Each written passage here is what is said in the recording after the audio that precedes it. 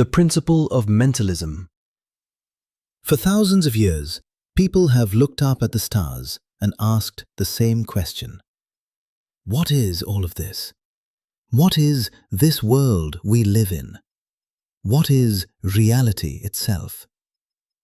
The ancient Hermetic teachers offered an answer that was both simple and mysterious. They said, "The all is mind." At first, those words can sound strange. After all, the world feels solid. Mountains feel solid. Oceans feel solid. The ground beneath your feet feels solid. Yet the Kybalion begins with the bold claim that the foundation of everything is not matter. It is mind. Now, before you imagine that this means the world is merely a fantasy or an illusion, that is not exactly what the Hermetic teachers were saying. Instead, they suggested something deeper. Imagine a dream. When you are dreaming, everything feels real. The people feel real. The places feel real. The emotions feel real. While you are inside the dream, you rarely question its reality. Only when you wake up do you realize that the entire experience was taking place within consciousness. The Hermetic philosophers used examples like this to point toward a possibility. Perhaps reality itself exists within a greater mind. Not your personal mind, not my personal mind, but a universal intelligence that contains all things. They called this intelligence the All. The All was not described as a person sitting somewhere in the universe. It was not imagined as an old man in the sky. Instead, it was understood as the infinite source from which everything emerges. Every star, every planet, every living creature, every thought, every experience, all existing within the vast field of the All. This idea may seem difficult to grasp because our senses constantly convince us that the physical world is the most fundamental thing there is. We touch objects, we see colors, we hear sounds, and so we naturally assume that matter comes first. But the Hermetic teachings invite us to look a little closer. Everything you have ever experienced has appeared within awareness. Every sight, every sound, every memory, every emotion, even your understanding of the physical world intents within your conscious experience. Without awareness, there is no experience of reality at all. This is why the principle of mentalism is placed first. The remaining principles build upon it. If reality is rooted in mind, then understanding the nature of mind becomes one of the most important pursuits a person can undertake. The purpose of this teaching is not to deny the world. It is to encourage a different way of seeing it. A way that recognizes consciousness not as a small byproduct of the universe, but as something central to it. Whether one accepts this idea literally or symbolically, its message remains powerful. The world we experience is inseparable from the way we perceive it. And perhaps the greatest mystery is not the stars above us. Perhaps it is the awareness through which we witness them. For according to the first principle of the Kybalion, the deepest truth is this: the universe is mental, and everything begins within mind. The lens. If the universe is mental, then an important question naturally follows. What role does our own mind play in the reality we experience each day? The Hermetic teachers believed that while we may not control every event that happens around us, we do play a powerful role in how those events are experienced. To understand this, Imagine two people standing in the same rainstorm. The first person looks up and complains. They see only inconvenience. They think about the cold, the wet clothes, and the plans that have been interrupted. The second person stands beneath the same clouds and smiles. They enjoy the fresh air. They welcome the break from the heat. They feel grateful for the sound of the rain. The storm itself is the same, yet the experience is completely different. What changed was not the outer world. What changed was the mind observing it. This simple example points toward a deeper truth. Much of human experience is shaped not by events themselves, but by the meaning we give to those events. A challenge can be seen as a punishment, or it can be seen as a lesson. A failure can be viewed as proof of weakness, or it can become the beginning of growth. The circumstances may remain unchanged, but the experience transforms. This is why thoughts matter. Thoughts are not merely words floating through the mind. They act like lenses through which reality is interpreted. And just as a colored lens changes the appearance of a landscape, a pattern of thought changes the appearance of life itself. Consider how often expectations influence experience. If someone believes a conversation will go badly, they may enter it with tension and fear. That tension affects their tone. Their tone affects the other person. And before long, the negative outcome they expected begins to unfold. Not because they predicted the future, but because their mindset helped create it. The Hermetic teachings suggest that this process is happening constantly. Many of the worlds we inhabit are worlds of interpretation. The confident person and the fearful person often walk through the same environment while experiencing entirely different realities. One sees opportunity, the other sees danger. One notices possibility, the other notices limitation. Neither perception is completely objective. Each is filtered through thought. This does not mean positive thinking magically removes all problems. The Kybalion does not teach that life becomes perfect if we simply think happy thoughts. Rather, it teaches that the quality of our thinking influences the quality of our experience. Our thoughts shape our attention. Our attention shapes our perception, and our perception shapes the reality we live within. Over time, repeated thoughts become beliefs. Repeated beliefs become habits, and habits quietly influence the direction of our lives. This is why the ancient Hermetic teachers placed such importance on mastering the mind. They understood that before a person can influence their outer world, they must first understand the inner world from which their actions arise.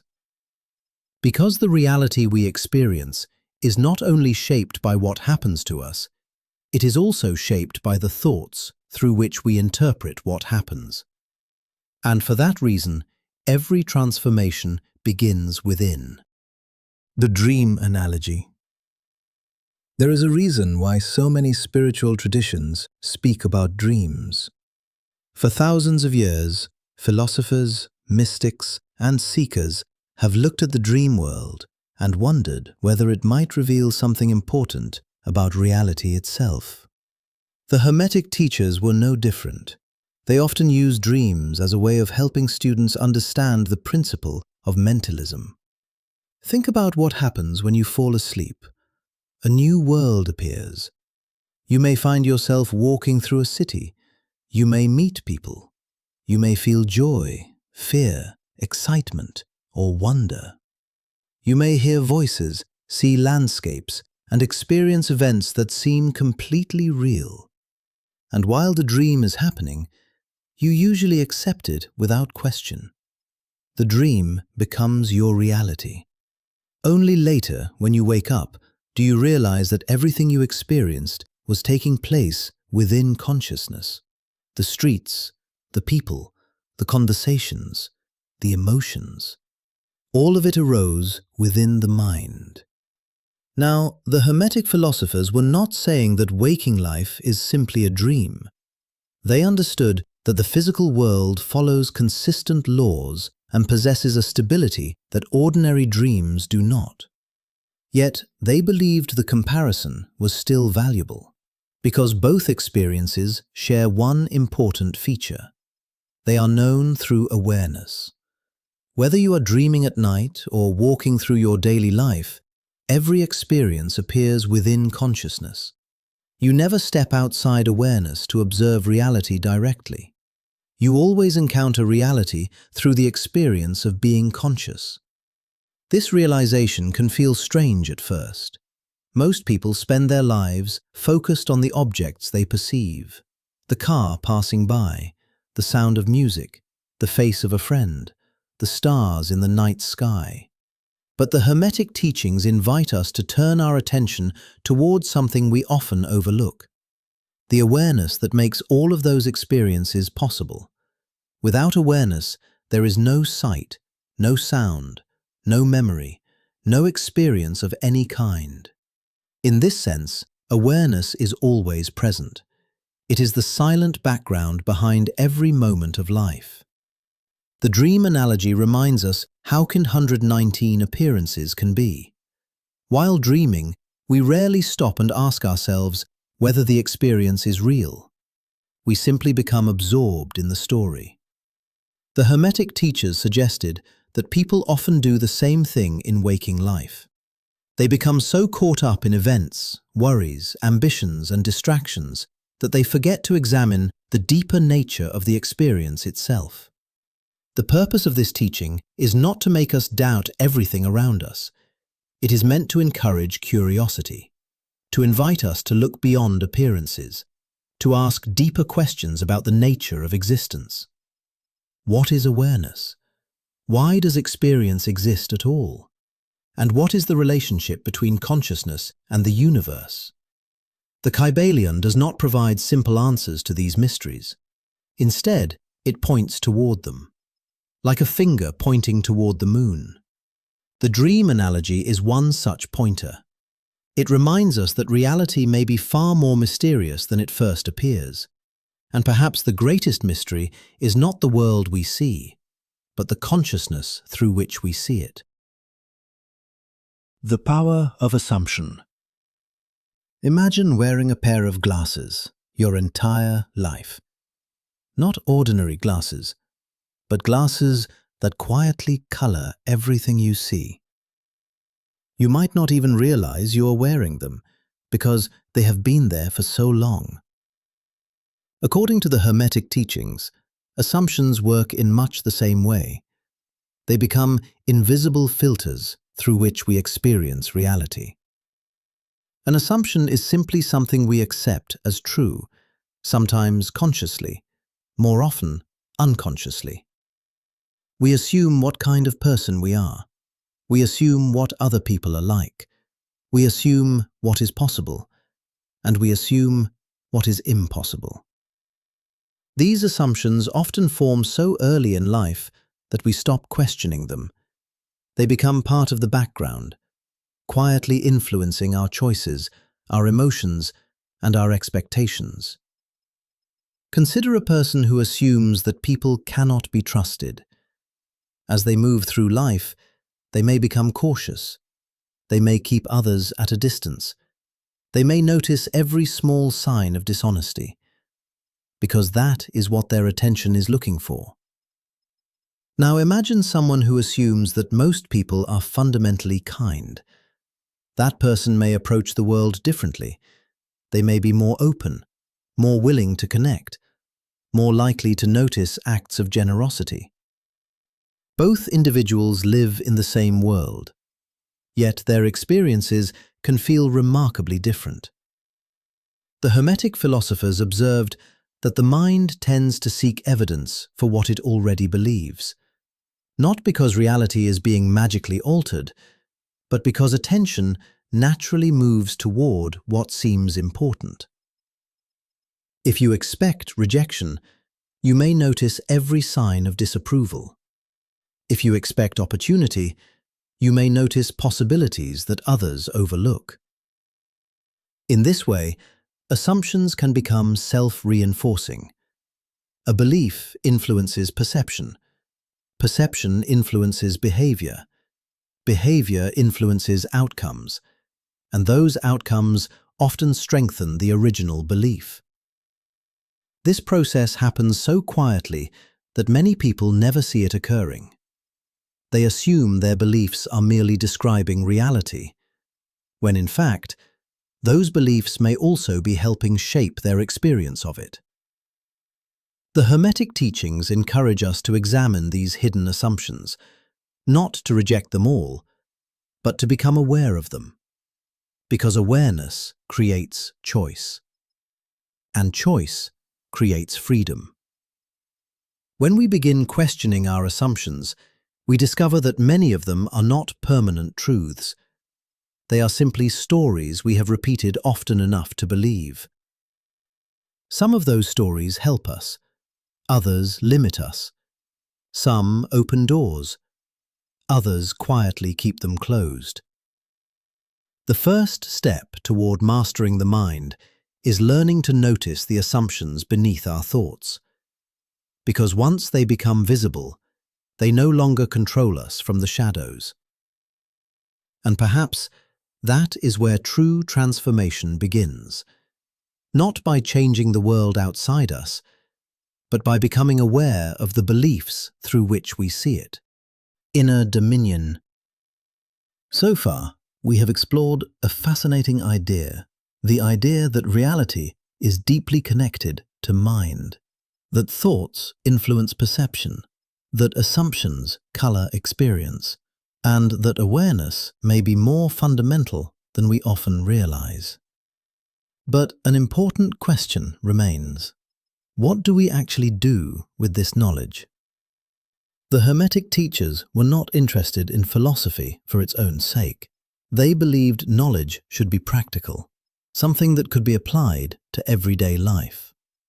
The principle of mentalism is not merely an idea to admire, it is a tool, a way of understanding how experience is shaped, and a way of becoming more conscious of the forces operating within us. The first application is attention. Where attention goes, experience follows. Notice how two people can live through the same day and remember completely different things. One remembers every frustration, every inconvenience, every mistake.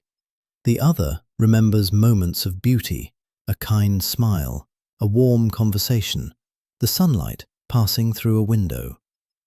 Neither person is necessarily wrong, but their attention has selected different parts of reality. And over time, attention becomes habit. The second application is imagination. Many people think imagination is only for children or for artists and storytellers. But imagination is constantly shaping the future. Before every invention, there was an idea. Before every journey, there was a vision. Before every achievement, there was a possibility imagined within the mind. The Hermetic teachings encourage us to use imagination consciously, not as a means of escaping reality, but as a way of exploring what reality could become. The third application is identity. Perhaps the most powerful story a person tells is the story of who they believe themselves to be. I am confident. I am unlucky. I am creative. I am incapable. These statements may seem harmless, yet they often guide behavior in subtle ways. People tend to act in accordance with the image they hold of themselves. When identity changes, behavior often follows. And when behavior changes, life begins to change as well. The Hermetic philosophers understood that mastering the mind begins with becoming aware of these inner narratives, the stories, the assumptions, the patterns of attention, the images we carry of ourselves. None of this requires perfection. The goal is not to control every thought, nor is it to force constant positivity. The goal is awareness, to observe the mind rather than becoming completely lost within it, to recognize thoughts as events occurring within consciousness, not as absolute truths. The more aware we become, the more freedom we gain, and the more freedom we gain, the more intentionally we can live. This is the practical lesson hidden within the principle of mentalism, that the quality of our experience is deeply connected to the quality of our awareness, and that by understanding the workings of the mind, we begin to understand something about the workings of reality itself. For if the universe is mental, then the journey toward wisdom begins in the same place where every experience begins, within the mind. The Principle of Correspondence. The second principle of the Kybalion is one of the most famous. As above, so below. As below, so above. At first glance, it sounds mysterious, almost like a riddle, but the idea behind it is surprisingly simple. The Hermetic teachers believed that patterns repeat throughout reality. The same principles operating on one level of existence can often be found on another. Small things reflect large things. Large things reflect small things. Imagine a tree. Its branches spread outward from the trunk. Each branch divides into smaller branches. Those branches divide again into even smaller ones. The pattern repeats. Now look at a river system from above. A main river splits into smaller rivers. Those rivers divide into streams. Again, the pattern repeats.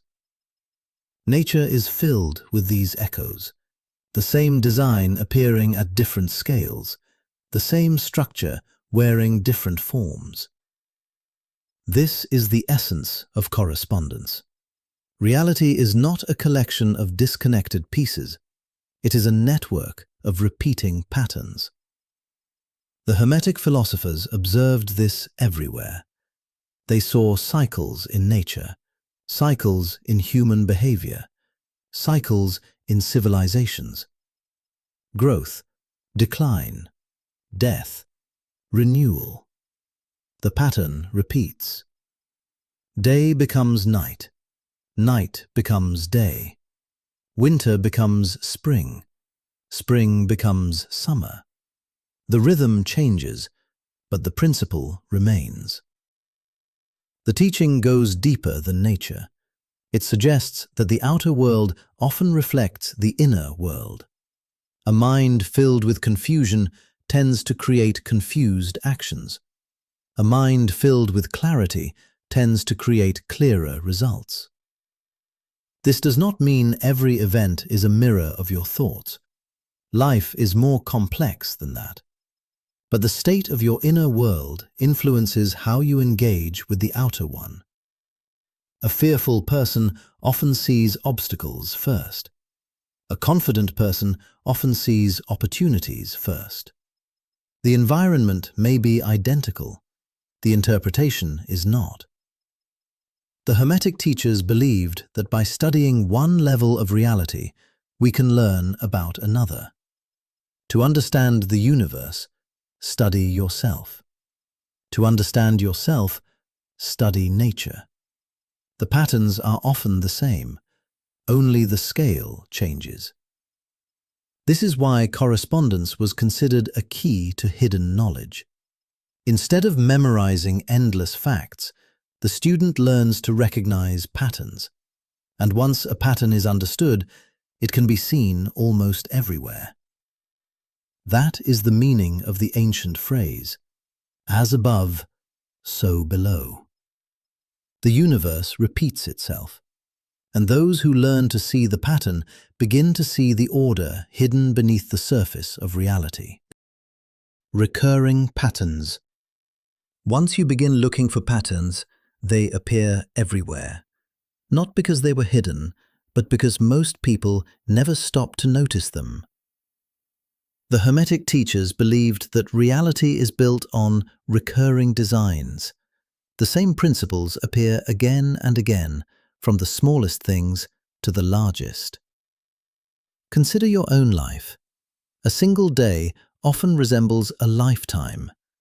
You wake up, you learn, you work, you grow tired, you rest. Birth, growth, activity, decline, rest. Now look at a year. Spring brings new life. Summer brings growth. Autumn brings change. Winter brings stillness. The pattern is similar, only the scale is different. The Hermetic philosophers saw this as evidence that nature follows consistent principles, the same cycle repeating through different forms. A seed becomes a tree, a child becomes an adult, a small business becomes a company, an idea becomes a movement. The details change, the process remains familiar. This is why correspondence is more than observation. It becomes a tool. If you understand the pattern in one area, you can often predict what comes next in another. A gardener knows that growth cannot be rushed. The seed must take root before it breaks the surface. The roots develop before the leaves appear. The same principle applies to many parts of life. Skills require practice before mastery. Relationships require trust before depth. Success requires preparation before results. People often become frustrated because they expect the fruit before the roots. They want the outcome without the process, the visible result without the invisible growth. Nature rarely works that way, and neither do we.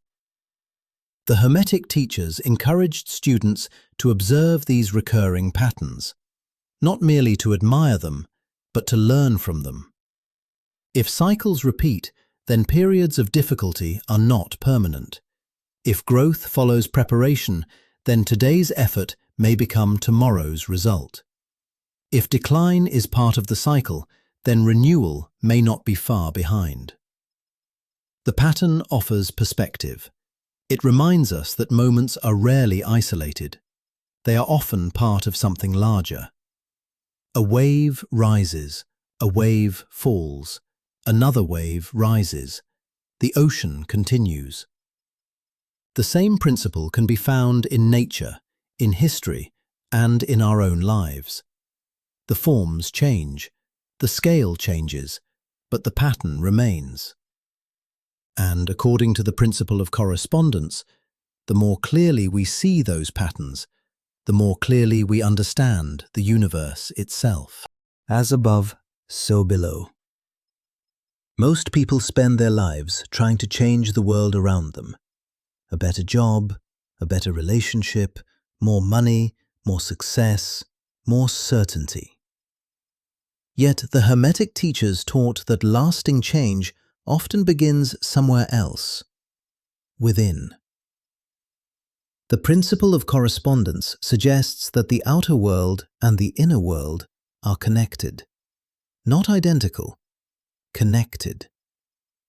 Your thoughts influence your actions. Your actions create results, and those results shape your life. The chain may seem obvious, yet many people overlook it. They focus only on the result while ignoring the state of mind that helped create it. Imagine two people facing the same challenge. One sees it as proof that they are incapable. The other sees it as an opportunity to improve. The challenge is the same.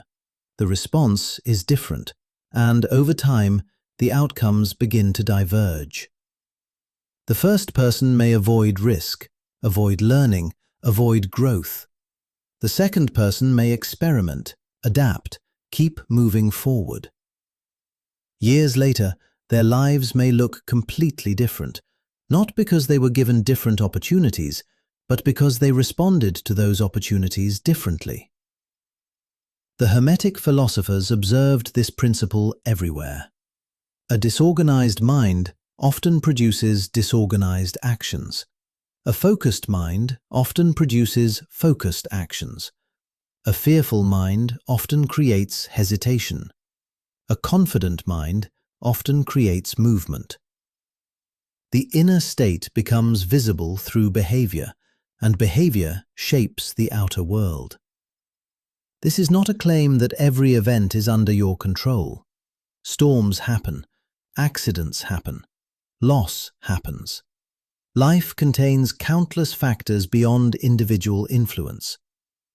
But even when circumstances cannot be controlled, response can be.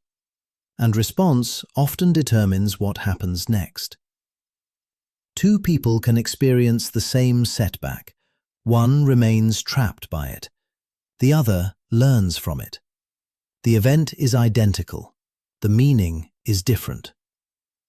This is why the Hermetic teachings place so much importance on self-knowledge. If you want to understand your life, examine your habits. If you want to understand your habits, examine your beliefs. If you want to understand your beliefs, examine your thoughts. The outer world leaves clues about the inner one, and the inner world leaves fingerprints on the outer one. A gardener does not paint fruit onto a tree. They care for the roots. The fruit appears naturally. In the same way, the Hermetic teachers believed that meaningful change begins beneath the surface, not with appearances, but with the causes that create those appearances. Because when the inner world changes, the outer world often begins to change with it. And that is one of the deepest lessons hidden within the Principle of Correspondence. The Fractal Reality. The Hermetic teachers believed that reality is not random. It is patterned, ordered, connected. And one of the most fascinating aspects of this order is repetition. The same designs appearing again and again. Look closely at a fern leaf. Each small section resembles the shape of the entire leaf, a smaller version of the larger whole. Look at a coastline from an aeroplane. Then look at a small section of that same coastline on a map. The shape often appears surprisingly similar. The pattern repeats. Modern thinkers call this a fractal, a structure in which the same design appears at different scales. The Hermetic teachers did not use that word, but they recognized the principle. They believed reality often reflects itself. The large can be understood through the small, and the small can reveal truths about the large. This idea extends beyond nature. It can be seen in human life. Consider a habit. A habit may seem insignificant, a few minutes each day, a small decision repeated over time. Yet habits shape routines, routines shape lifestyles, and lifestyles shape destinies. A small pattern becomes a larger pattern. The seed contains the tree. The same principle appears in relationships. A person who avoids difficult conversations may do so in friendships, in family life, in business, in romance. The pattern repeats. The setting changes. The behavior remains familiar. This is why the Hermetic philosophers paid attention to recurring tendencies. They understood that small patterns often reveal larger truths. How a person handles minor responsibilities may reveal how they handle major ones. How they treat strangers may reveal how they treat those closest to them. How they spend an hour may reveal how they spend a lifetime. Most people focus on isolated events. The Hermetic student looks for patterns, because patterns tell a deeper story. One mistake means very little. A repeated mistake reveals something. One success may be luck. Repeated success usually points to a principle. The pattern matters. Look at the night sky. Galaxies spin. Planets orbit. Moons circle planets. Movement within movement. Cycles within cycles. Patterns nested inside patterns. The universe often behaves less like a collection of separate objects and more like a single design expressed in countless forms. This is the practical lesson. If you want to understand your future, look for recurring patterns in your present. If you want to understand your life, pay attention to what repeats. Because what repeats tends to grow, and what grows tends to shape reality. According to the principle of correspondence, the universe leaves clues everywhere, not hidden in distant places, but in the patterns that surround us every day. The challenge is not finding them. The challenge is learning to see them. Pattern recognition. The principle of correspondence is not just about understanding the universe. It is about understanding yourself. The Hermetic teachers believed that the same patterns found in nature can be found within the human mind, which means that by observing one, you can learn about the other. Most people search for answers outside themselves. They look for a book, a teacher, a system, a secret. But the Hermetic path begins with observation, not of the world alone, but of your own experience. Watch your thoughts, notice your habits, observe your reactions, pay attention to what repeats. Patterns leave traces, and those traces reveal how the mind operates. Consider a person who repeatedly abandons projects before they are finished. At first, it may seem like bad luck, a series of unrelated failures. But after enough repetitions, a pattern emerges. The problem is not the project. The problem is the pattern. The same is true in relationships, careers, health, finances. Many people focus on individual events while ignoring the recurring behaviors behind them. The Hermetic student asks a different question, not "Why did this happen?" but "What pattern keeps producing this result?" That question often leads to deeper answers. Nature provides the same lesson. A farmer does not blame the harvest without examining the soil. A gardener does not blame the fruit without examining the roots. They look beneath the surface. They search for causes. The principle of correspondence encourages us to do the same. If a result keeps appearing, look for the pattern creating it. If a feeling keeps returning, look for the belief feeding it. If a problem keeps repeating, look for the habit sustaining it. Self-knowledge begins when we stop treating symptoms as mysteries and start tracing them back to their source. This requires honesty, because the patterns we discover are not always comfortable. Some reveal strengths, others reveal weaknesses. Some reveal wisdom, others reveal blind spots. Yet, every discovery brings greater understanding, and understanding creates the possibility of change. The ancient Hermetic teachers believed that the human being is a miniature reflection of the greater universe, a small world within a larger world. To study yourself is to study reality in one of its most accessible forms, because you carry a piece of that reality wherever you go. This is why self-knowledge was considered sacred, not because it made someone special, but because it brought them closer to truth. The more clearly you understand your patterns, the more clearly you understand your choices. The more clearly you understand your choices, the more consciously you can live. And that is the final lesson of correspondence. The universe is full of patterns.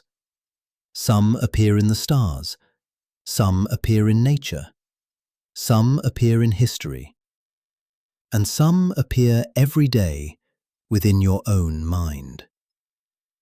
Learn to recognize them, and you begin to recognize yourself. The principle of vibration. The third principle of the Kybalion begins with a simple statement. Nothing rests. Everything moves. Everything vibrates. At first, this may seem difficult to believe. Look around you. The chair beneath you appears still. The walls around you appear still. Even a mountain, standing for thousands of years, appears motionless. Yet appearances can be deceptive.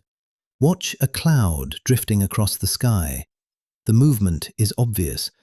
Watch the hands of a clock. The movement is slower, but it is there. Watch a tree through the changing seasons. Its movement is measured in months rather than moments. The speed changes, the principle does not. The Hermetic teachers taught that motion exists everywhere. Some forms of movement are easy to see, others are hidden from ordinary observation. A river is never the same river twice. Fresh water is constantly flowing through it. The river appears permanent, yet it is continuously changing. Human beings are much the same. Your body is changing even now. Cells are replaced, memories are formed, ideas appear and disappear. The person you are today is not exactly the person you were 10 years ago, or even 1 year ago. Life is movement. Growth is movement. Learning is movement. Change is movement. The Hermetic philosophers saw this as a universal truth. Nothing remains fixed forever. Every condition shifts. Every circumstance evolves. Every state eventually transforms into another. This explains why certainty can be so difficult to find. People often wish for permanent situations, permanent success, permanent happiness, permanent security. Yet reality rarely stands still. The moment one chapter ends, another begins. A city changes, a culture changes, a language changes. Even ideas that seem timeless are refined and reinterpreted by each generation. The universe is not a photograph. It is a process, a continuous unfolding. Consider the night sky. Many of the stars you see are moving through space at incredible speeds. Entire galaxies are in motion. Worlds are traveling through vast distances. Yet, from our perspective, the heavens seem perfectly still. The motion is real. Only our perception is limited. The principle of vibration asks us to see beyond appearances, to recognize that stability is often movement occurring slowly, that permanence is often change occurring gradually. This understanding changes how we view life. Difficult moments are not permanent, neither are pleasant ones. Everything flows, everything shifts, everything moves. And according to the Kybalion, this movement is not the exception, it is the rule. Nothing rests, everything vibrates, everything is in motion, whether we notice it or not. Matter, energy, and frequency. If everything moves, then another question naturally follows. What exactly is moving? The Hermetic teachers gave a surprising answer. They believed that the differences we see throughout the universe are often differences of degree rather than differences of kind. In other words, things that appear completely separate may be expressions of the same underlying reality, just operating at different rates of vibration. Imagine a block of ice. As heat is added, the ice becomes water. Add more heat, and the water becomes steam. 3 different forms, yet the substance remains the same. Only its condition changes. The Hermetic philosophers used examples like this to illustrate a broader principle. What appears solid can become liquid. What appears liquid can become vapor. The form changes. The essence remains. To them, the universe was not a collection of isolated things. It was a spectrum, a vast range of vibrations expressing themselves in different ways. At one end, matter appears dense and solid. At another, energy appears invisible and dynamic. Between them lies a continuous range of expression. Whether or not one accepts this idea literally, the insight remains powerful. Reality is often more fluid than it appears. The boundaries we draw between things are not always as rigid as we imagine. Consider sound. A sound wave travels through the air. If the vibration is slow enough, we can hear it. If it becomes too high or too low, it still exists, but our ears can no longer detect it. The limitation is not in the vibration. The limitation is in our perception. The same principle appears throughout life.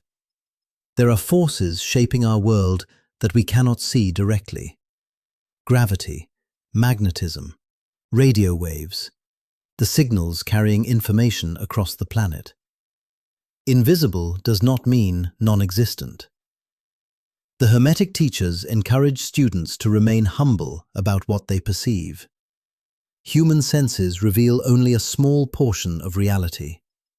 There may be far more happening around us than we are capable of noticing. A person standing on a beach sees the surface of the ocean. They do not see every current moving beneath it. Yet those currents are there, influencing everything above them. Reality often works in the same way. Visible effects may arise from invisible causes. The principle of vibration reminds us that the universe is alive with movement. Not only the movement we can observe, but movement beyond the limits of our senses. What appears solid may be more dynamic than it seems. What appears empty may be filled with activity. And what appears separate may be connected in ways we do not yet understand. The deeper we look, the more the universe resembles a symphony of motion. Countless forms, countless expressions, all participating in the same endless dance of vibration. Emotional gravity. The principle of vibration does not stop at the physical world. The Hermetic teachers believed it also applies to the inner world, to thoughts, to emotions, to states of mind. While emotions may not vibrate in the same way a guitar string does, they are rarely static. They move, they shift, they rise and fall. And anyone who has lived long enough knows how quickly an emotional state can transform. A person can wake up feeling optimistic and end the day discouraged. They can begin a conversation feeling anxious and leave it feeling inspired. The outer circumstances may remain unchanged, yet the inner experience can change dramatically. The Hermetic philosophers viewed emotions as forms of motion within consciousness, different states producing different experiences of reality. Consider the difference between fear and curiosity. Fear narrows attention. It searches for threats. It anticipates problems. Curiosity does the opposite. It opens attention. It explores possibilities. It invites discovery. The world itself may not change, but the way it is experienced certainly does. This is something most people witness every day. There are moments when everything seems difficult. Small inconveniences feel overwhelming. Minor setbacks feel significant. Then there are moments when the same challenges seem manageable. The circumstances are nearly identical. The emotional state is not. The Hermetic teachers believed that emotional states influence perception in powerful ways, not because emotions alter reality itself, but because they alter how reality is interpreted. A person consumed by anger notices different things than a person experiencing gratitude. A person trapped in worry sees a different world than a person filled with confidence. The mind focuses on different information depending on its condition. This is why emotions can seem contagious. Spend time with someone who is deeply enthusiastic about a goal, and their energy often affects those around them. Spend time with someone consumed by bitterness, and the atmosphere can feel heavier. Without speaking a word, people influence one another through their state of being. The Hermetic philosophers saw this as evidence that human beings are not isolated observers. We constantly affect and are affected by our environment. Our emotional state shapes the tone of our actions, our decisions, and our relationships. This understanding carries an important lesson. Emotions are real. They deserve attention. But they are not permanent identities. You are not your anger. You are not your fear. You are not your sadness. These states move through consciousness just as weather moves through the sky. Some stay longer than others, but eventually they change. The principle of vibration encourages us to remember this during difficult periods. No emotional state lasts forever.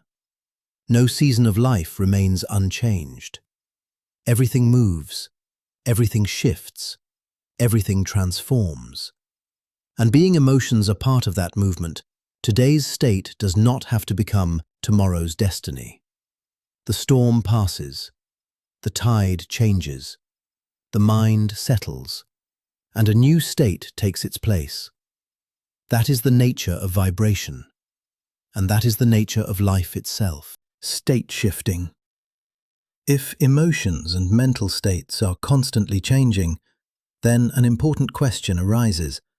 Can we influence those changes? The Hermetic teachers believed the answer is yes, not instantly, but significantly. Most people wait for their state of mind to improve on its own. They wait to feel motivated before taking action. They wait to feel confident before speaking. They wait to feel inspired before beginning. The problem is that waiting often changes nothing. The state remains the same. The action never happens. The Hermetic approach is different. Instead of waiting for a better state, create the conditions that encourage it. Consider music. A single piece of music can change the atmosphere of a room within moments. A slow melody creates one feeling, a powerful rhythm creates another. The environment influences the mind. The same can be said for movement. A long walk often changes the quality of thought. Physical activity can shift emotions that seemed immovable just an hour before. The body and mind are not separate islands. Each influences the other. Attention also plays a role. Whatever receives attention tends to grow in importance. Focus on every problem, and problems begin to dominate awareness. Focus on possibilities, and new options begin to appear. This does not mean ignoring reality. It means choosing where to place your mental energy. A magnifying glass does not create an object. It simply makes that object occupy more of your attention. The mind often works in a similar way. Habits matter as well. Repeated actions gradually create repeated states. A person who consistently learns develops a different mindset from someone who never challenges themselves. A person who regularly practices gratitude develops a different outlook from someone who constantly complains. Small actions repeated over time become powerful influences. The Hermetic teachers understood that major transformations rarely happen in a single moment. They happen through accumulation. One choice, then another, then another. Like adjusting the course of a ship. A small change in direction may seem insignificant at first, but after enough distance, the destination is entirely different. This is why mastery begins with seemingly ordinary decisions. What you read, who you spend time with, what you consume, what you practice, what you repeatedly think about. Each one nudges the mind in a particular direction.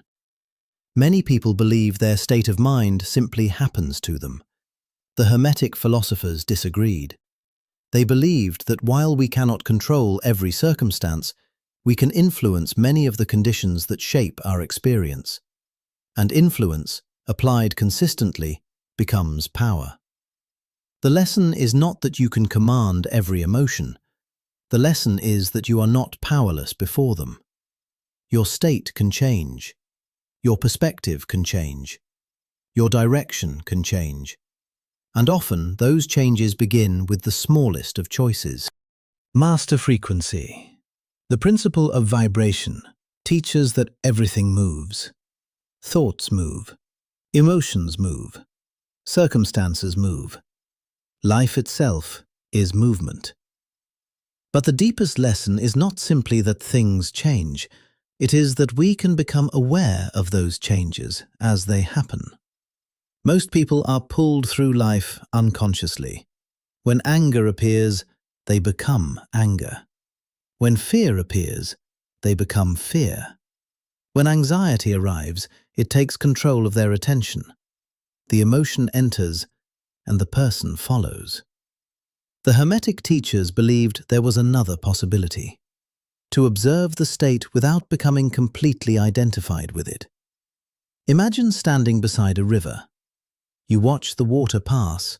You see leaves drifting downstream, branches floating by, ripples forming and disappearing. You observe the river. You do not become the river. The mind can be approached in the same way. Thoughts arise, emotions arise, memories arise, yet awareness remains. The observer remains. This shift may seem small, but it changes everything. The moment you recognize that a feeling is passing through you rather than defining you, a new degree of freedom appears. You are no longer completely at its mercy. A person may notice frustration, but they do not have to become consumed by it. A person may notice fear, but they do not have to surrender to it. A person may notice doubt, but they do not have to build a home inside it. The emotion is real. The experience is real. But it is also temporary. Like weather crossing the sky, no storm lasts forever. No cloud remains forever. The sky remains. The Hermetic philosophers taught that awareness is what allows mastery, not force, not suppression. Awareness. Many people try to control their minds through struggle. They fight every unwanted thought, resist every uncomfortable feeling, judge themselves for every moment of weakness. Yet struggle often gives the experience even more power. Attention feeds it. Resistance strengthens it. Observation creates a different relationship. You acknowledge the state. You learn from it. And you allow it to pass when its lesson is complete. This is why wisdom often appears calm. Not because wise people never experience difficult emotions, but because they understand their temporary nature. They know that every state eventually changes. Every mood eventually shifts. Every wave eventually returns to the sea. The more deeply you understand vibration, the less surprised you become by change. You stop expecting permanence from temporary things. You stop demanding stability from a moving universe. Instead, you learn to navigate, to adapt, to remain aware while everything around you flows. This is what the Hermetic teachers meant by mastery. Not controlling the ocean, learning how to sail. The person who understands vibration no longer fears every change in circumstance. because they know change is woven into the fabric of reality itself. Everything moves, everything transforms, everything flows. And the greatest freedom comes from remembering that you are not every passing thought.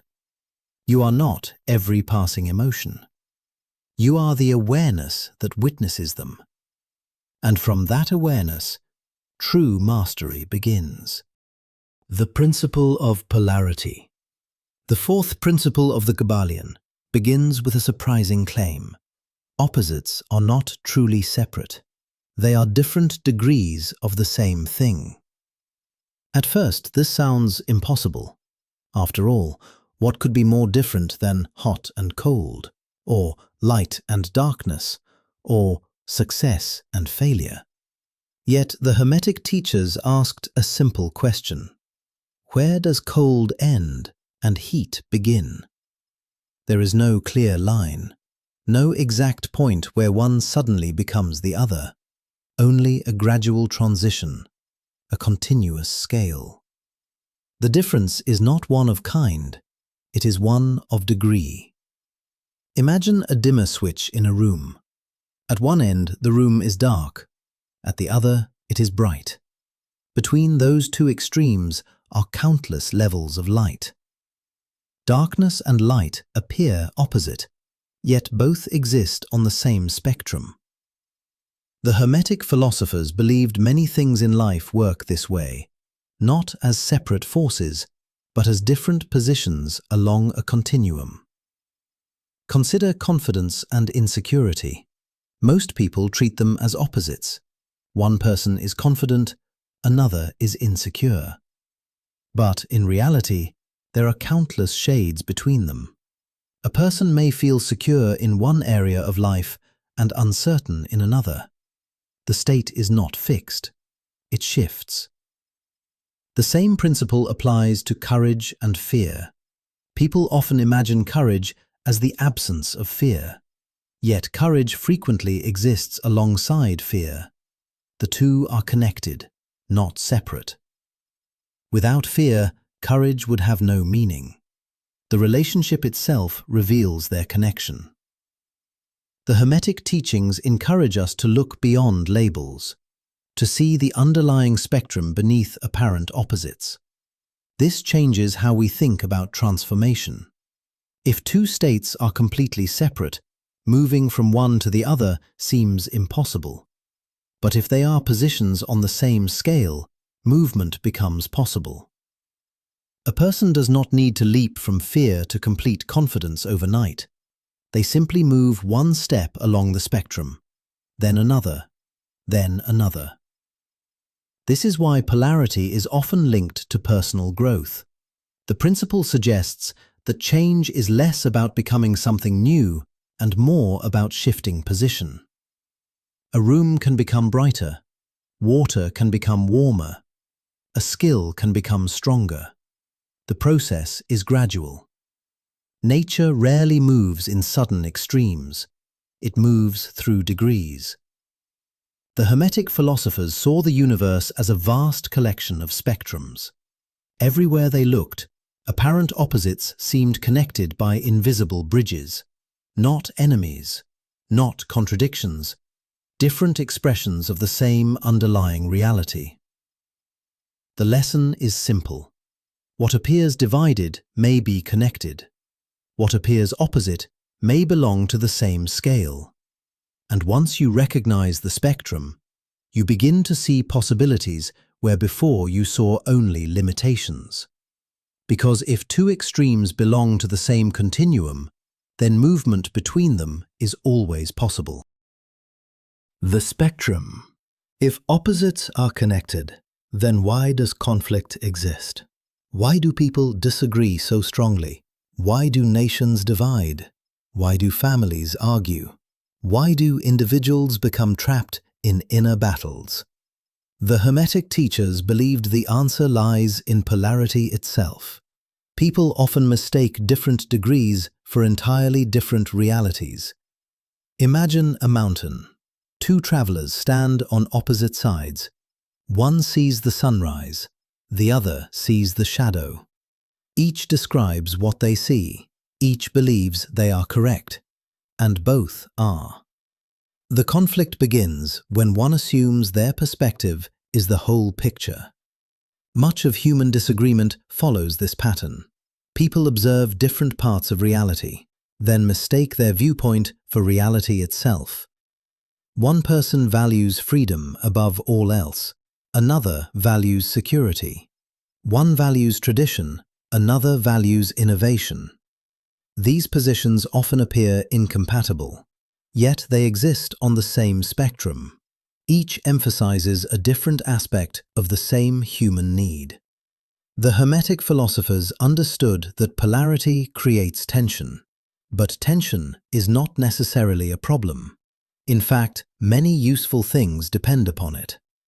A musical instrument produces sound through tension. A bridge remains standing because forces balance one another. Even movement itself requires contrast. Without contrast, there would be no direction. Without differences, there would be nothing to compare. The problem is not polarity. The problem is attachment. People become attached to one side of a spectrum. They identify with it, defend it, protect it. Over time, they forget that another perspective may contain part of the truth as well. This can happen internally too. A person may believe they must always be productive, always be strong, always be certain. Then the opposite side of the spectrum appears: fatigue, vulnerability, doubt. Instead of understanding these experiences, they resist them. The result is inner conflict. The Hermetic teachings suggest that wisdom comes from recognizing the whole spectrum, not just the side we prefer. A balanced person understands that confidence has value, but so does humility. Discipline has value, but so does rest. Action has value, but so does reflection. Life rarely rewards extremes for very long. Eventually, the neglected side demands attention. Nature demonstrates this principle constantly. Too much rain causes flooding. Too little creates drought. Too much heat scorches the land. Too little prevents growth. Harmony emerges through balance, not excess. The principle of polarity teaches that conflict often begins when we see only one end of the spectrum, and it begins to dissolve when we recognize the larger whole.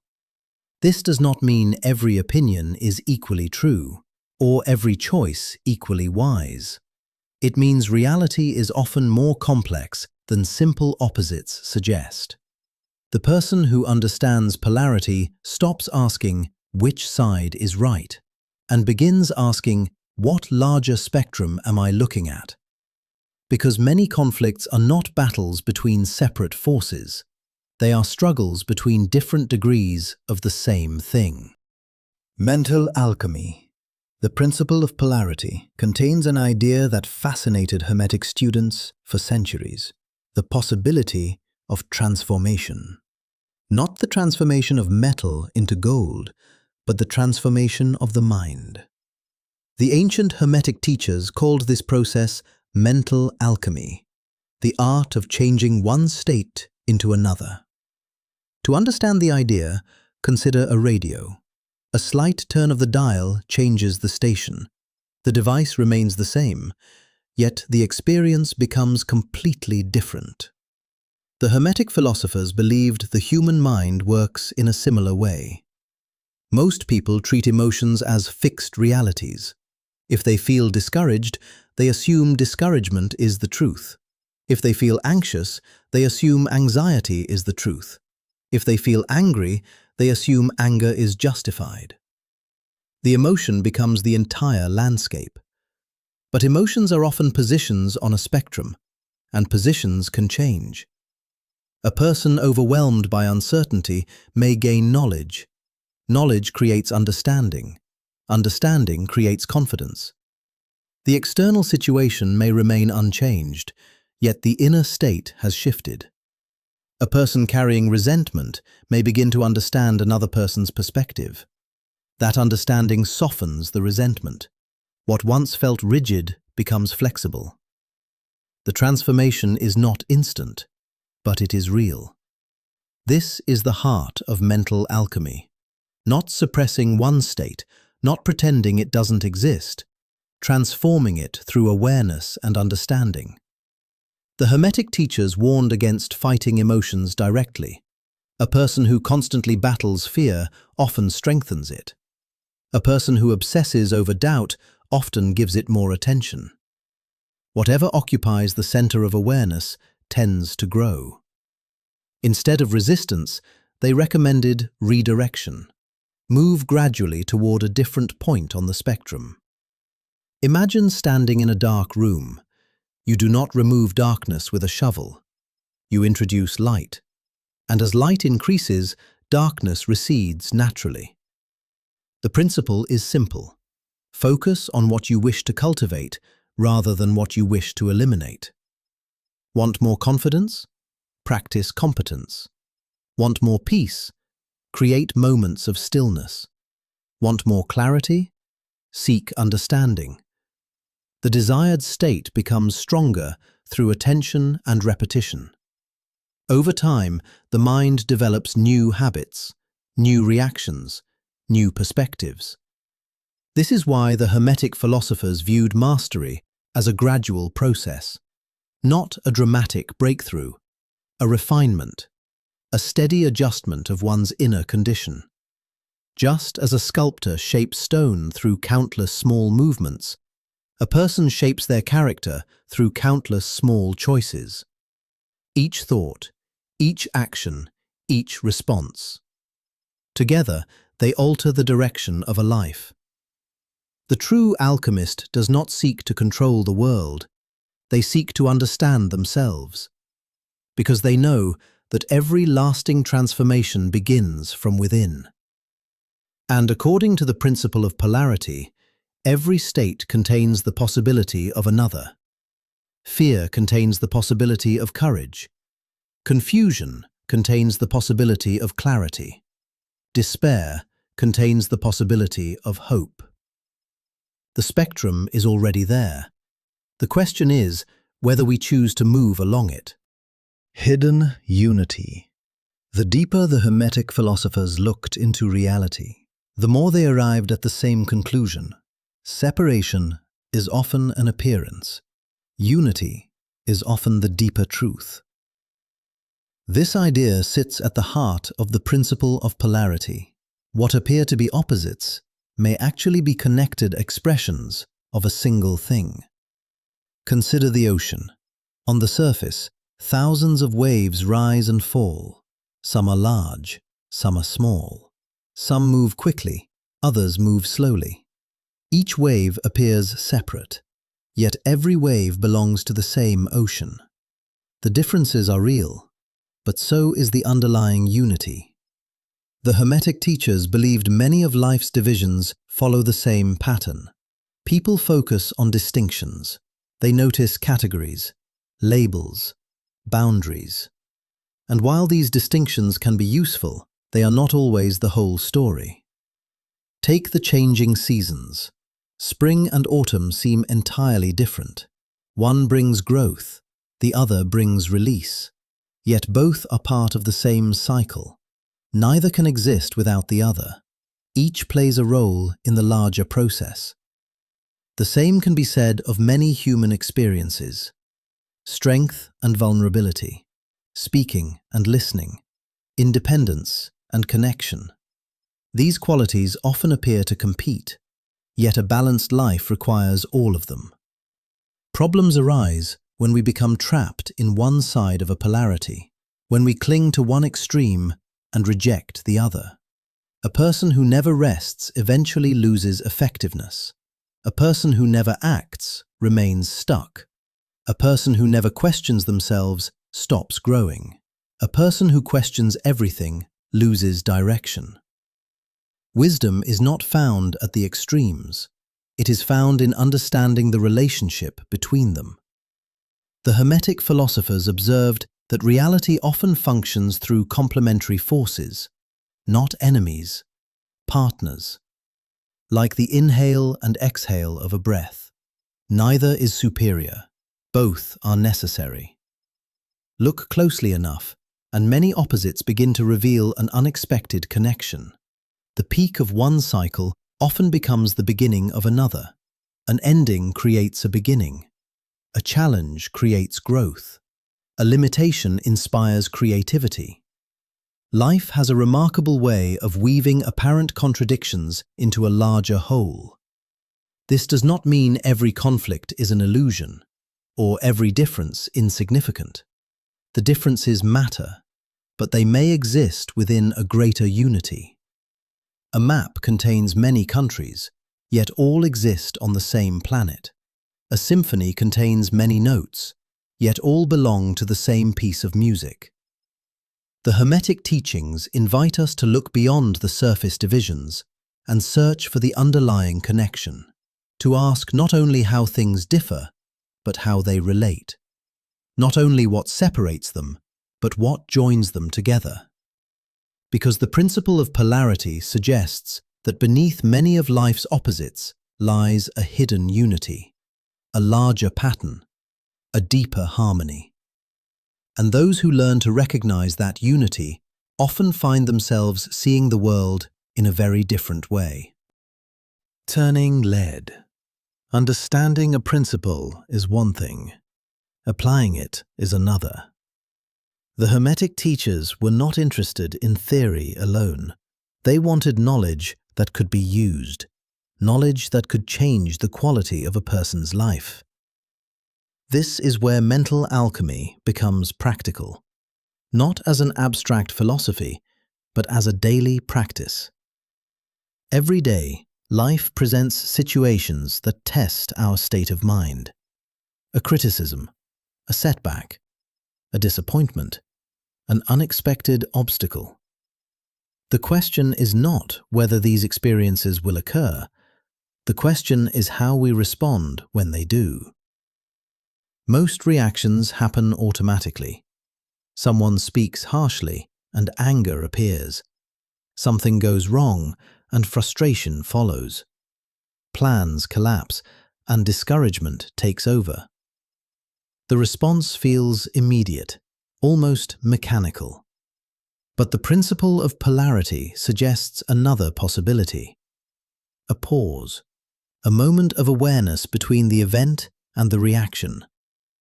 Within that pause exists choice, perhaps not complete control, but influence. And influence is enough to change direction.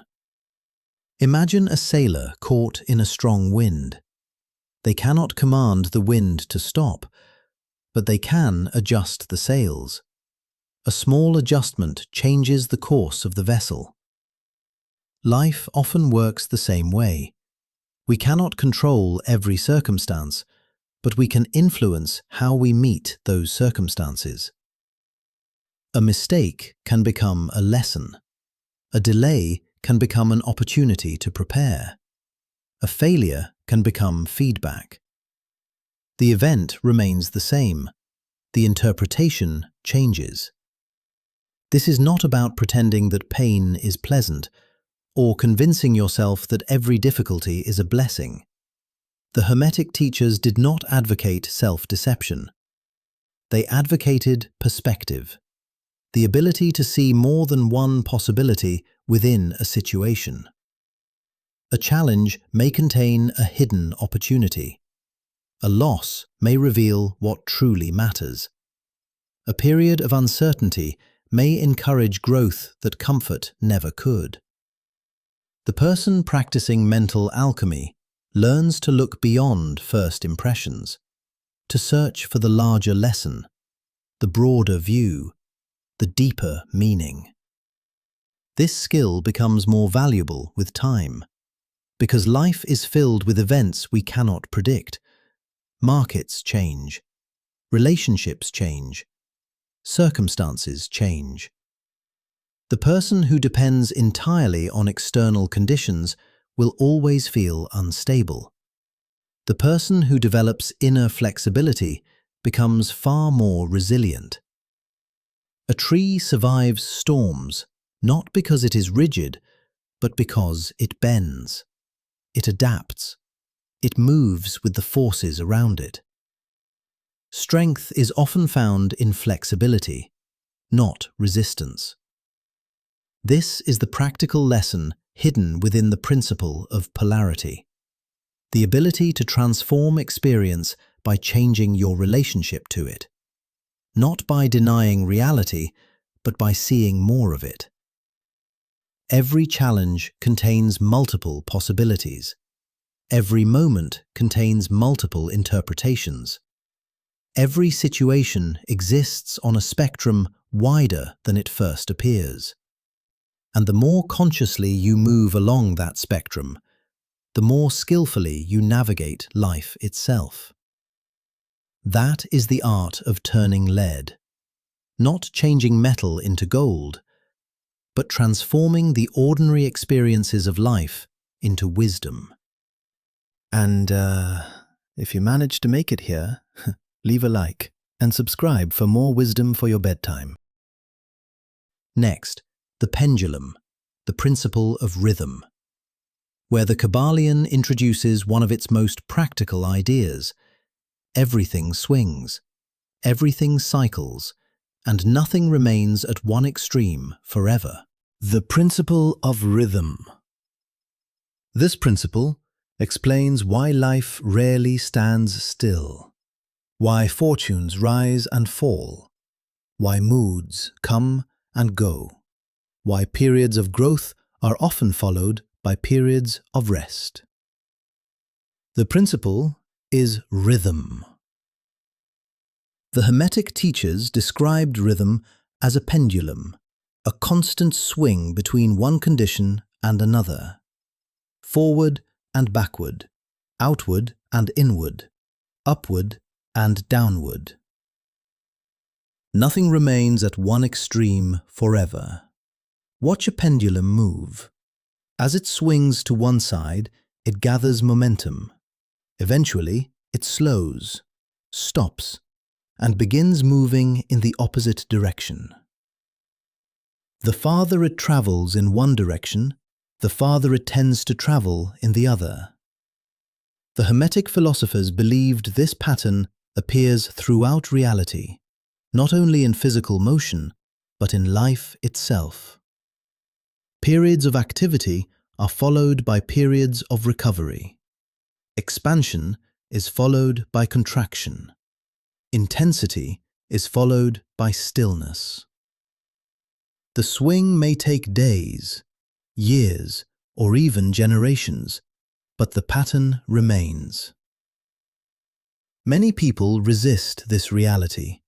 They want constant progress, constant happiness, constant certainty. Yet the universe rarely operates in straight lines. It moves in cycles. Consider motivation. There are times when energy feels effortless, ideas flow, work feels rewarding, momentum builds. Then a different season arrives. Energy declines, focus becomes harder. The same tasks require more effort. Most people assume something has gone wrong, but often they are simply experiencing rhythm. The mistake is expecting every day to feel the same. The Hermetic teachers understood that change is built into the structure of life. No sunrise lasts forever. No sunset lasts forever. The sky is always changing. This principle can also be seen in history. Periods of stability are followed by periods of disruption. Periods of innovation are followed by periods of consolidation. Societies rise, transform, and evolve. The details differ, the rhythm remains.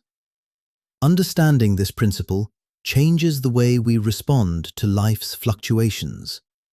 Instead of being shocked by change, we begin to expect it.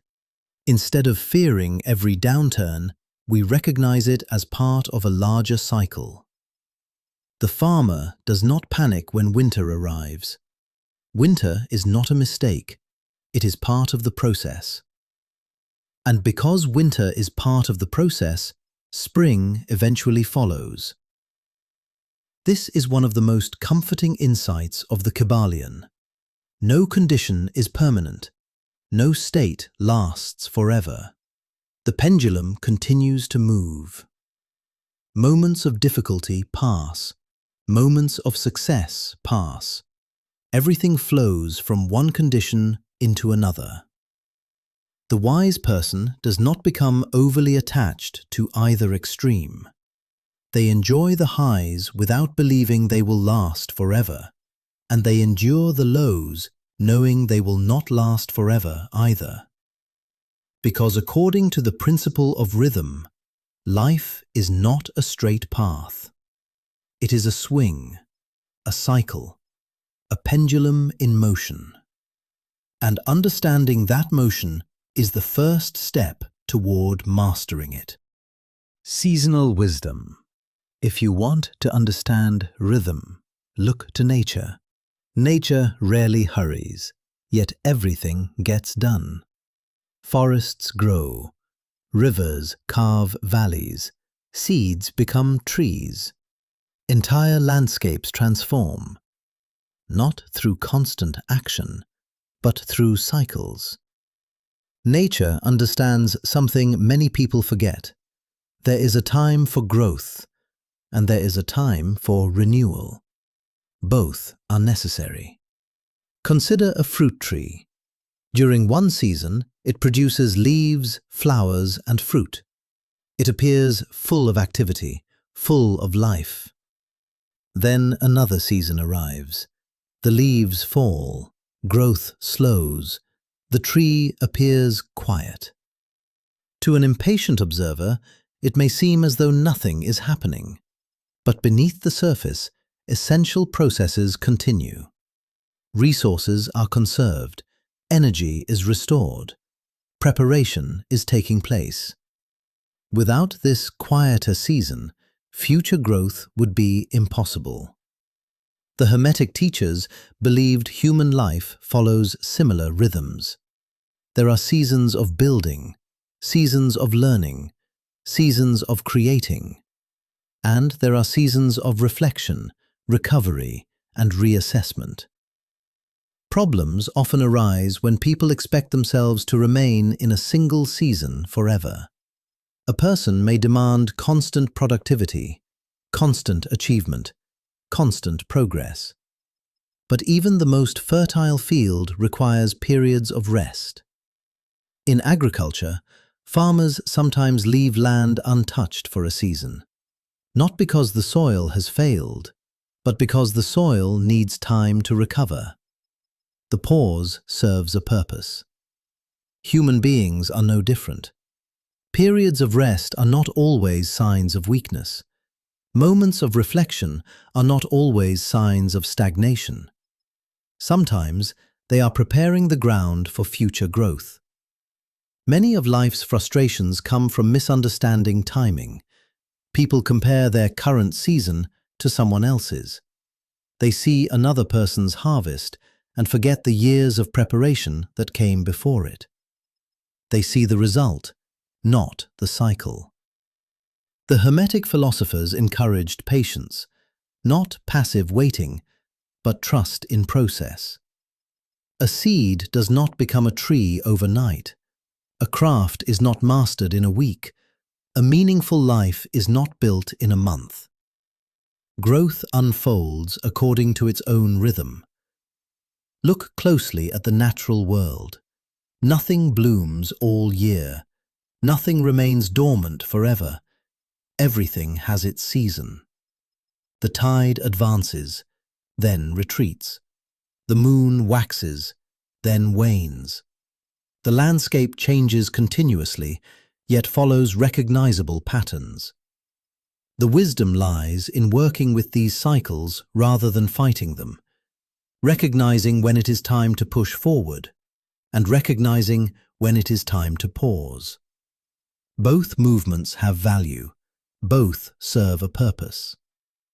The principle of rhythm teaches that life unfolds in seasons, some visible, some hidden, some active, some quiet.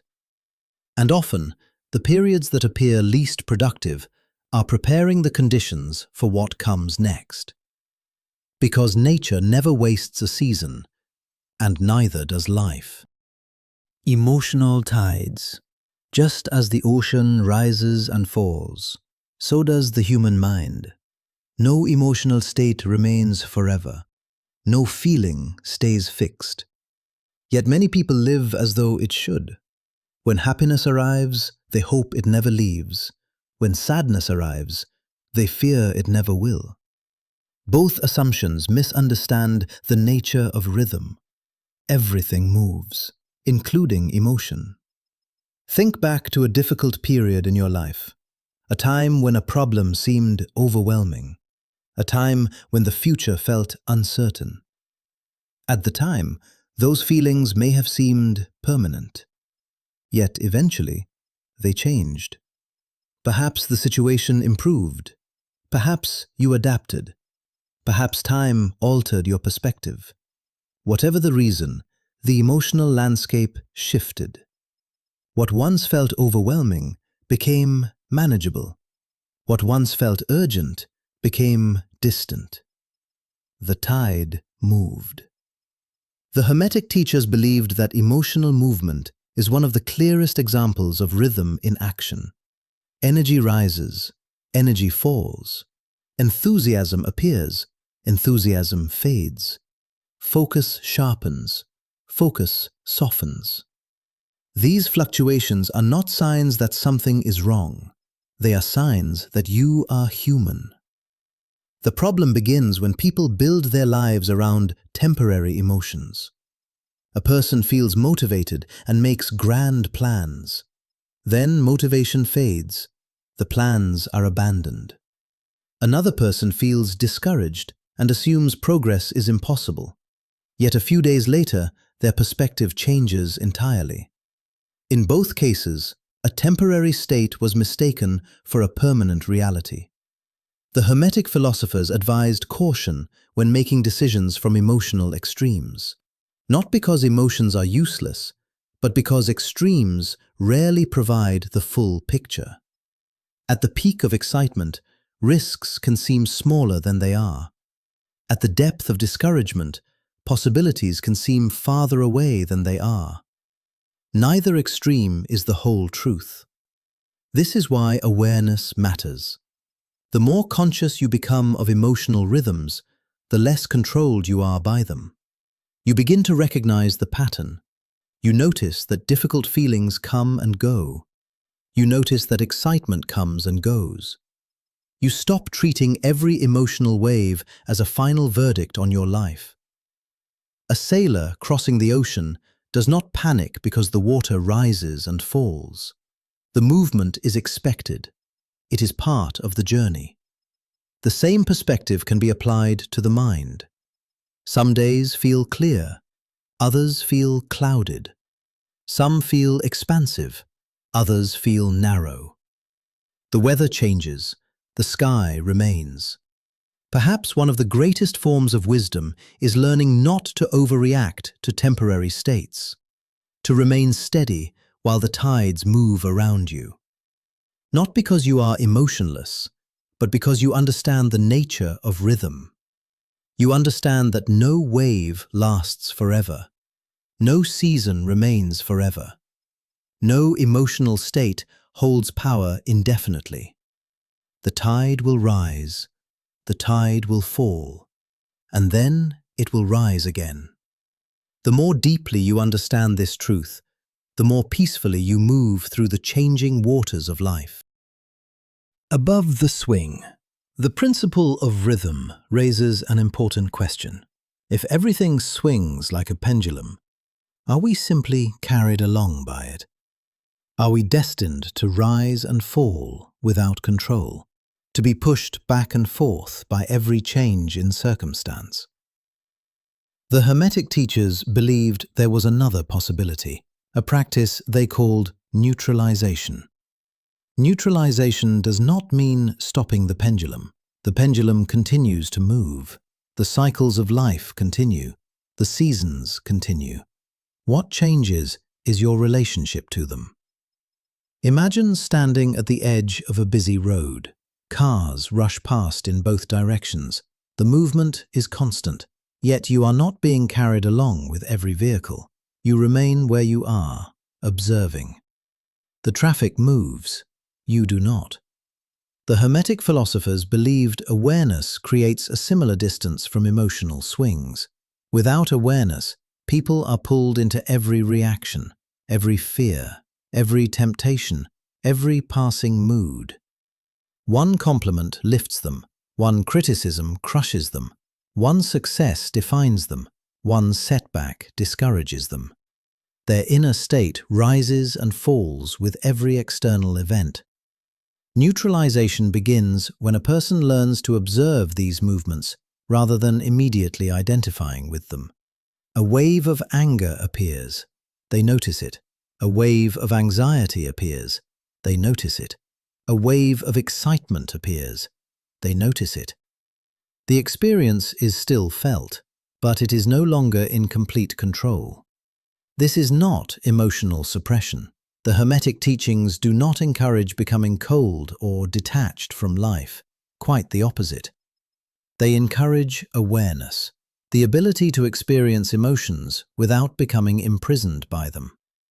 There is a difference between feeling anger and becoming anger, a difference between experiencing fear and being ruled by fear.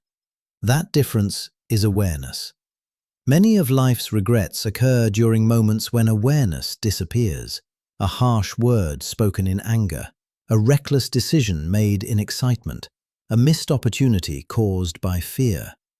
The pendulum swings, and the person swings with it. Neutralization creates space, a brief pause between feeling and action, and within that pause lies freedom, the freedom to choose a response rather than simply react. The freedom to remain centered while circumstances change. Consider a lighthouse during a storm. The waves crash, the wind howls, the sea becomes chaotic. Yet the lighthouse remains standing, not because the storm disappears, but because its foundation is deeper than the storm. The Hermetic student seeks a similar foundation, not outside themselves, within. The more awareness develops, the less power temporary conditions have over one's inner stability. The highs become less intoxicating, the lows become less overwhelming. The swing is still there, but its grip weakens. This is the deeper lesson of neutralization. You do not master life by controlling every event. You master life by learning not to be controlled by every event. The pendulum continues to move, the world continues to change, but awareness remains. And from that awareness comes a quiet strength, a stillness above the swing. Flow state. Many people spend their lives fighting reality, fighting change, fighting uncertainty, fighting the natural rhythms of life. The result is often exhaustion. The Hermetic teachers observed that suffering frequently increases when we resist what cannot be avoided. Not because challenges disappear, but because resistance adds a second burden to the first. There is the challenge itself, and then there is the struggle against the challenge. Often, the second burden weighs more than the first. This is why the principle of rhythm ends with an important lesson. Work with the current, not against it. This does not mean giving up. It does not mean becoming passive. A skilled sailor does not surrender to the sea, nor do they attempt to command the wind. They study conditions, adjust their course, and use the forces around them wisely. Life requires a similar approach. Some moments call for action, others call for patience. Some opportunities should be pursued immediately, others need time to develop. Wisdom lies in recognizing the difference. Many failures occur because people act against the rhythm of a situation. They rush what needs time, or delay what requires action. A conversation is forced before trust exists. A decision is postponed until the opportunity disappears. A goal is abandoned moments before progress begins to appear. Timing matters. The Hermetic philosophers understood that every process has its own rhythm. A tree grows according to its rhythm. A relationship develops according to its rhythm. Mastery develops according to its rhythm. Trying to accelerate every process often creates frustration. Trying to stop every change creates suffering. The wiser approach is cooperation, learning to move with the rhythm rather than constantly opposing it. This requires observation, patience, adaptability, the ability to recognize when a season is changing. A person who understands rhythm knows when to push forward and knows when to recover. They know when to speak and when to listen. They know when to persist and when to adjust direction. Their strength comes from flexibility, not rigidity. Watch water flowing around a stone. It does not argue with the obstacle. It does not become frustrated. It simply finds another path. Over time, that persistence shapes entire landscapes. The Hermetic teachers admired this quality, the ability to remain in motion without unnecessary resistance, to adapt without losing direction, to remain steady while life continues to change. Because life is movement, and movement requires flexibility. The person who works with rhythm no longer expects perfect conditions. They no longer demand certainty before acting. They no longer expect every season to feel the same. Instead, they learn to participate in the flow of life itself. This is the final lesson of rhythm. Not controlling the current, not resisting the current, learning how to move with it. For when you understand the rhythm of life, the journey becomes less of a struggle and more of a dance. The principle of cause and effect. This principle challenges a belief many people hold without question, the belief that life is largely a matter of luck, chance, coincidence, or random events.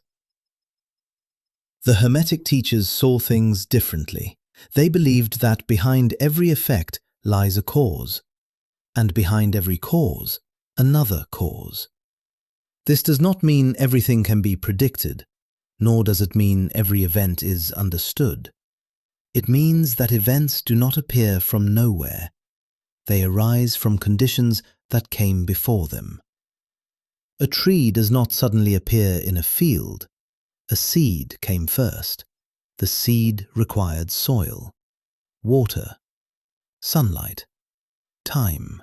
What appears simple is often the result of many invisible influences. The same principle applies throughout life. A successful company may appear overnight to the public, yet years of effort often came before anyone noticed.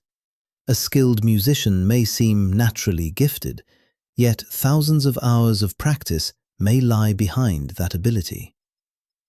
The visible result is only the final chapter. Most of the story remains unseen. The Hermetic philosophers believed people frequently mistake hidden causes for luck. They see the outcome, but not the chain of events that produced it. As a result, chance receives credit where causes should. Imagine watching a single domino fall. Without seeing the others, it may appear mysterious.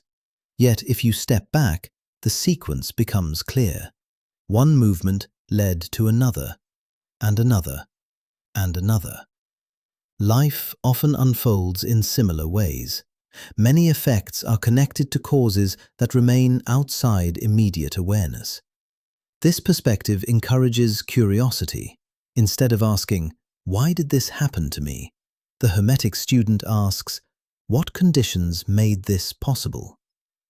The question shifts attention away from blame and toward understanding. A gardener whose plants fail does not argue with the harvest. They examine the soil, the water, the sunlight. they look for causes. Because causes can be understood, and what can be understood can often be improved. The principle of cause and effect invites us to see life through the same lens, not as a series of isolated events, but as a network of relationships. Actions create consequences, choices create outcomes, conditions create results. The chain may be complex, but the principle remains. Every effect emerges from something. Nothing arrives completely disconnected from what came before. Consider how many events had to occur for you to be listening right now. Generations of decisions, countless inventions, unexpected encounters, small choices made by strangers long ago. An invisible web of causes stretching across time. The deeper we look, the more interconnected reality appears. This realization is not meant to make life feel mechanical. It is meant to reveal its depth, to remind us that outcomes rarely exist in isolation. According to the Kybalion, chance is often a name we give to causes we have not yet discovered. And the more clearly we understand causes, the more clearly we understand the world itself. Invisible chains. If every effect has a cause, then most of reality is hidden from view, not because it is secret, but because causes often occur long before their effects appear. By the time we notice a result, the chain that created it may have been unfolding for months, years, or even decades. This is why the Hermetic teachers spoke of invisible chains, a series of connected events stretching beyond what we immediately see. Imagine standing beside a lake. You toss a small stone into the water. The stone disappears almost instantly, yet the ripples continue moving outward, farther, farther, farther. The original action was small. Its influence traveled much farther than expected. Life often works the same way. A brief conversation changes someone's perspective. That perspective changes a decision. That decision changes a future. Years later, an entire life may look different because of a moment that seemed insignificant at the time. The challenge is that we rarely see the entire chain. We see one link, perhaps two, but not the countless connections surrounding them. A person loses a job. At first, it appears disastrous. Months later, they discover a path they would never have explored otherwise. A chance meeting leads to a friendship. The friendship leads to an opportunity. The opportunity changes everything. Looking backward, the chain becomes visible. Looking forward, it rarely is. This is why the future often feels uncertain. We are living inside the chain, rather than observing it from above. The Hermetic philosophers believed that many of the forces shaping our lives operate beneath conscious awareness. Habits create tendencies. Tendencies influence choices. Choices create consequences. Most people focus on the consequence. The Hermetic student investigates the chain. They ask, what led to this? What came before it? What pattern keeps repeating? These questions reveal causes that might otherwise remain hidden. A person struggling with distraction may think the problem begins when they lose focus, but the cause may start much earlier, with lack of sleep, poor routines, constant interruptions. The visible effect is only the final link. This principle can be found almost everywhere. Financial habits create financial outcomes. Communication habits create relationship outcomes. Learning habits create knowledge outcomes. Results are often delayed, but the chain remains active. What makes this principle fascinating is how small causes can create enormous effects. A tiny adjustment to a ship's course may seem insignificant, yet after crossing an ocean, the destination is completely different. The change was small, the outcome was not. This is why the Hermetic teachers paid attention to seemingly minor choices. Not because every choice is life-changing, but because choices accumulate. One action becomes a habit. One habit becomes a pattern. One pattern becomes a way of life. The chain grows link by link, often unnoticed. The principle of cause and effect teaches that reality is woven together through countless invisible connections. Some are obvious, most are not. And those who learn to recognize these chains gain something valuable, not certainty, but understanding. Because when you begin to see the causes behind the effects, the world becomes far less mysterious. First mover. The principle of cause and effect contains a challenge that separates passive living from intentional living. Will you spend your life reacting to causes created by others? Or will you become a cause yourself? The Hermetic teachers believed that most people live primarily as effects. Their moods are determined by circumstances. Their actions are determined by habits. Their direction is determined by whatever happens around them. Good news arrives and they feel motivated. Bad news arrives and they lose momentum. Praise energizes them. Criticism discourages them. Their inner world is constantly being shaped by external conditions. There is nothing unusual about this. It is the default condition of human life. But the Hermetic philosophers argued that a more conscious way of living is possible. A life in which a person becomes a cause rather than merely an effect. A life guided by intention rather than reaction. Imagine two ships at sea. One drifts wherever the currents take it. The other sets a course. Both encounter the same ocean. Both face the same winds. Yet their journeys unfold very differently. The difference is direction. To become a cause means acting from conscious choice. Not from every impulse, not from every distraction, not from every passing emotion. It means deciding what matters and aligning actions with that decision. A person who waits until they feel motivated may never begin. A person who acts because they have chosen a direction creates momentum regardless of mood. This is one of the most powerful shifts a person can make, moving from reaction to intention. The Hermetic teachers understood that complete control is impossible. Life contains uncertainty, unexpected events, forces beyond individual influence.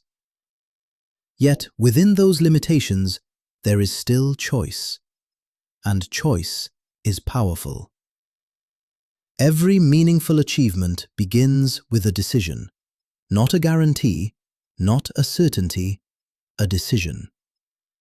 The decision to learn, the decision to build, the decision to continue when quitting would be easier. These decisions become causes, and causes create effects. Many people underestimate the influence of deliberate action because the results are rarely immediate. A single workout does not transform the body. A single book does not transform the mind. A single conversation does not transform a relationship. but repeated actions create powerful consequences over time. This is why intentional living often appears ordinary from day to day. The changes are subtle, almost invisible, until enough time has passed. A sculptor shapes stone one strike at a time. An architect builds a city one structure at a time. A writer completes a book one page at a time. Great outcomes are often the accumulation of small causes. The Hermetic student understands this. Instead of waiting for life to happen, they participate in creating it, not by controlling everything, but by influencing what they can. Their attention becomes intentional. Their habits become intentional. Their actions become intentional. And over time, intention becomes destiny. This is the lesson of the first mover. The person who acts consciously becomes a cause in the world, not merely an effect of it. And while they cannot control every outcome, they help shape the future through the choices they make today. Tiny levers.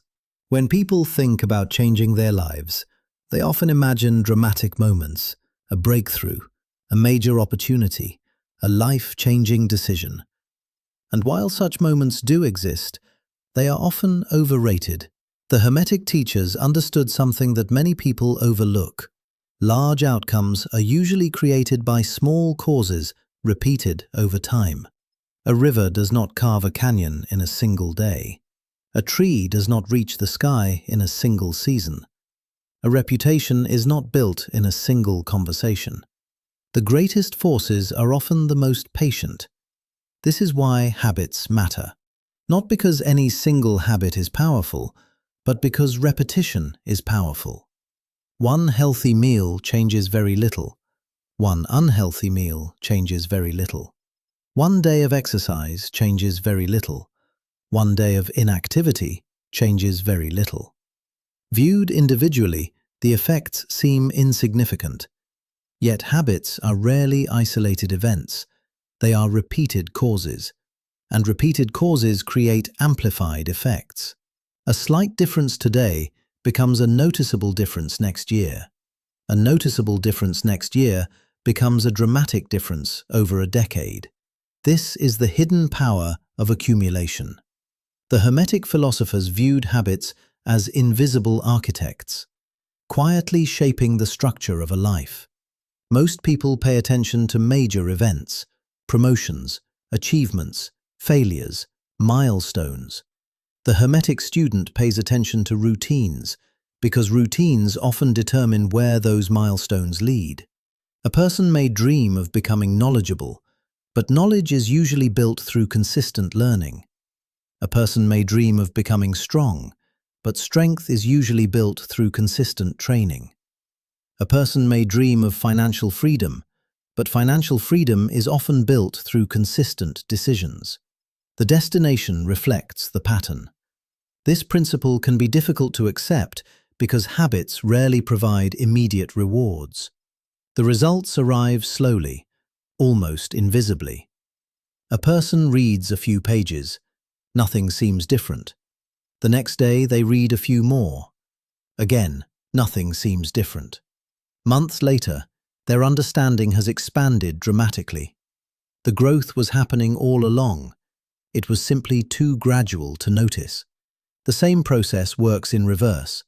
Small neglects accumulate. Small compromises accumulate. Small distractions accumulate. The consequences may remain hidden for a long time, until suddenly they become impossible to ignore. This is why the principle of cause and effect encourages awareness of the seemingly insignificant. Not every choice changes your life, but every repeated choice helps shape it. A tiny adjustment made consistently can alter an entire future, just as a small shift in direction can change where a traveler arrives years later.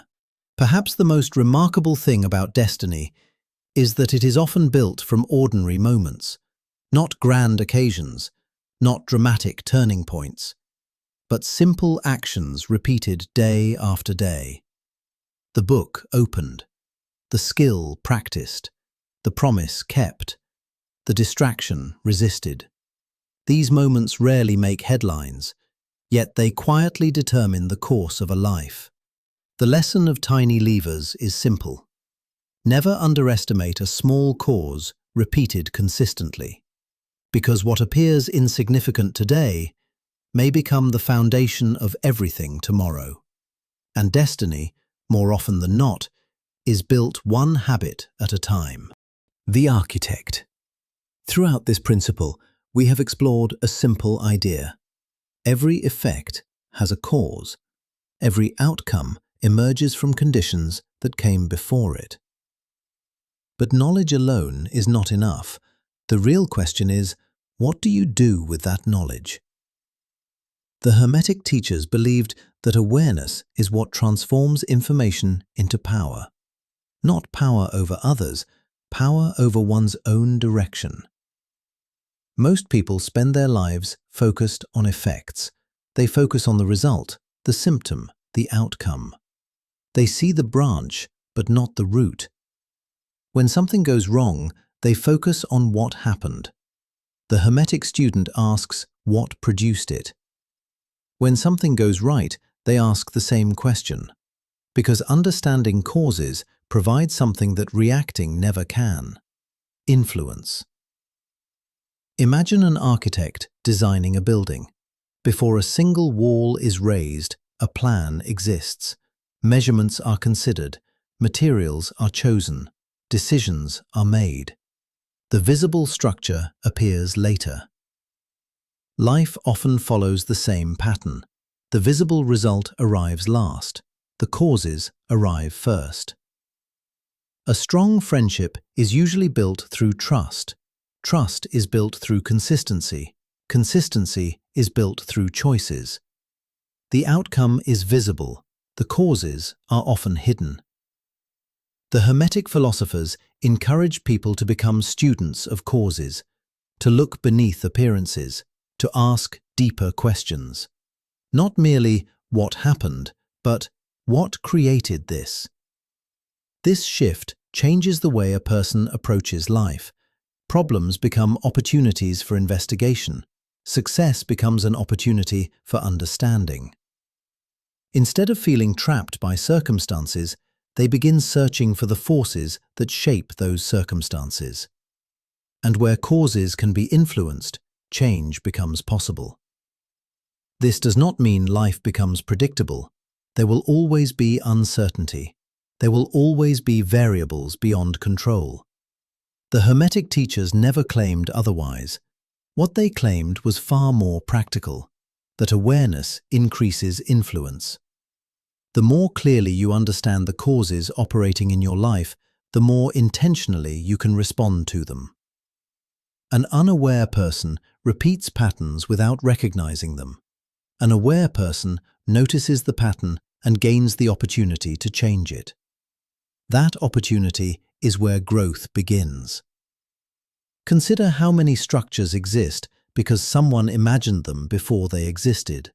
A bridge, a garden, a library, a city. Every creation begins in the unseen before it appears in the visible. The same is true of a life. The habits, the decisions, the perspectives, the actions. These are the blueprints from which the future emerges. Whether consciously or unconsciously, everyone is building something, every day. The question is whether they are building by design or by default. This is why awareness sits at the center of the Hermetic path. Without awareness, causes remain hidden. With awareness, they become visible, and what becomes visible can be shaped. That is the lesson of the architect.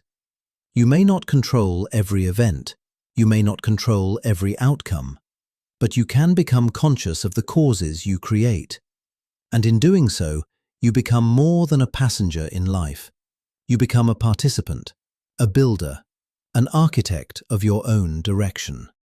Creative poles. The seventh and final principle of the Kybalion is often the most misunderstood. The moment people hear the word gender, they tend to think of men and women, of biology, of physical differences. But the Hermetic teachers were pointing towards something much broader, something they believed existed throughout nature and within the human mind itself. According to the Kybalion, gender is a universal principle, a pattern of complementary forces that makes creation possible. The key word is complementary, not opposing, not competing, complementary. Each force performs a different function, and together they produce something new. Consider a seed planted in fertile soil. Neither element is sufficient by itself. The seed contains potential. The soil provides the conditions for that potential to unfold. Growth emerges through their relationship. The Hermetic philosophers observed similar relationships throughout reality. One force initiates, another receives. One projects, another develops. One directs, another nurtures. These are not rigid categories, nor are they limited to physical forms. They are principles, ways in which creative processes unfold. A painter begins with an idea. The idea alone creates nothing. It must be developed, shaped, expressed. Creation requires both the spark and the process that brings the spark into reality. The Hermetic teachers used the language of masculine and feminine to describe these complementary functions, but they did not mean that every man embodies one and every woman embodies the other. They believed both principles exist within everyone. Every person possesses the ability to initiate and the ability to cultivate, to direct and to receive, to imagine and to execute. The names are less important than the relationship between them, because the relationship is where creation occurs. Many difficulties arise when one side dominates while the other is neglected. An idea without development remains unrealized. Action without reflection becomes reckless. Vision without structure remains a dream. The creative process requires balance. Look around the natural world. Life emerges through cooperation between forces. Ecosystems depend upon relationships. Growth depends upon interaction. Creation depends upon partnership. The same principle appears in art, business, science, and personal development. Rarely does anything meaningful come into existence through a single force acting alone. The Hermetic philosophers believed this pattern was woven deeply into reality itself, a universal law expressing itself in countless forms. Not always obvious, but always present. This is why the principle of gender appears at the end of the Kybalion. It brings together many of the ideas that came before it: movement, polarity, cause and effect, creation, all converging into a single insight. Life is not built through isolated forces. It is built through relationships, through complementary principles working together. And according to the Kybalion, wherever genuine creation occurs, the principle of gender is already at work. Directed force, or the masculine principle. The masculine principle is associated with direction, initiative, purpose, the power to set something into motion. It is not defined by gender, it is defined by function. The Hermetic teachers used the term masculine to describe the aspect of creation that projects, decides, and directs. The force that says, "This is where we are going." Every meaningful endeavor begins with some form of direction, a destination, a goal, a vision. Without direction, energy becomes scattered, movement occurs, but little progress is made. Imagine a beam of sunlight passing through a magnifying glass. The light itself is powerful, but when it becomes focused, its influence increases dramatically. Direction concentrates energy. The masculine principle performs a similar role. It gives shape to intention. It establishes a course. It provides structure. Consider the process of building a house. Before construction begins, decisions must be made, measurements established, plans drawn, resources organized. Someone must determine the direction. Without that guidance, effort becomes chaotic. Many actions may occur, yet nothing coherent emerges. The Hermetic philosophers believed this principle operates within the mind as well. Every person possesses the ability to choose a direction for their attention. And attention is one of the most powerful forces available to us. Whatever receives consistent attention tends to expand in importance. Goals become clearer, skills improve, understanding deepens. Not because attention magically changes reality, but because focused energy produces focused results. This is why discipline is often associated with the masculine principle. Discipline is the ability to remain aligned with a chosen direction, even when distractions appear. And distractions always appear. Opportunities compete for attention. New interests emerge. Unexpected challenges arise. The ability to maintain direction becomes valuable. A river spreads across a flat landscape and loses momentum. The same water flowing through a narrow channel gains power. The difference is focus. The Hermetic teachers saw the masculine principle as a force of focus, a force that gathers energy and points it toward a purpose. Yet they also recognized its limitations. Direction alone is not enough. A blueprint is not a building. A plan is not an accomplishment. An intention is not a result. Something else is required.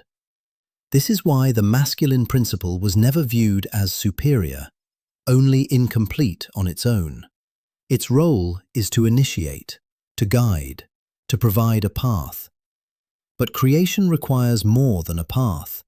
It requires development, growth, expression. And that is where the complementary principle enters. The lesson of directed force is simple. Every creation begins with direction, a choice, a vision, a decision to move towards something. Without direction, energy disperses. With direction, possibility becomes purpose. And purpose is often the first step in bringing the unseen into reality.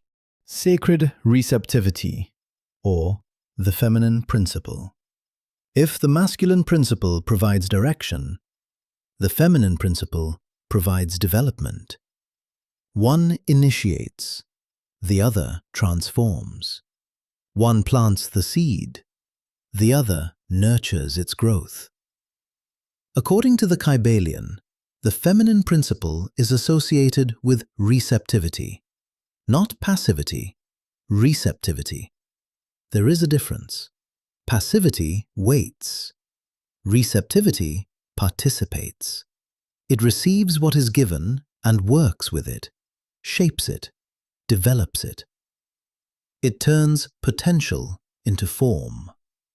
The Hermetic teachers viewed this principle as essential to every act of creation, because an idea alone accomplishes nothing.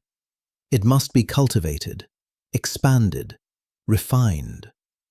Think of a sculptor standing before a block of stone. The vision exists in the mind, but the vision must be developed through patience and attention. Creation requires a process. The feminine principle represents that process, the capacity to take something unseen and gradually bring it into expression. This is why qualities such as intuition, imagination, sensitivity, and creativity were often associated with it, not because they belong exclusively to one gender, but because they perform a similar function. They receive possibilities that logic alone may overlook. A scientist may suddenly glimpse a solution before fully understanding it. An artist may sense a work before it is completed. A writer may feel the shape of an idea before finding the words. The insight arrives first. The explanation comes later.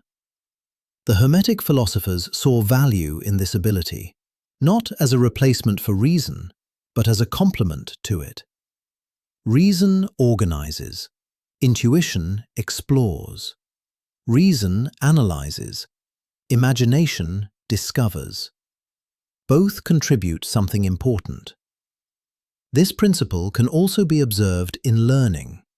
Knowledge enters the mind, but understanding takes time. Connections form gradually. Ideas settle and mature. The process cannot always be rushed. Some things require incubation. Just as a seed needs time beneath the soil before it emerges into the light. Modern culture often celebrates action while overlooking development. Results receive attention.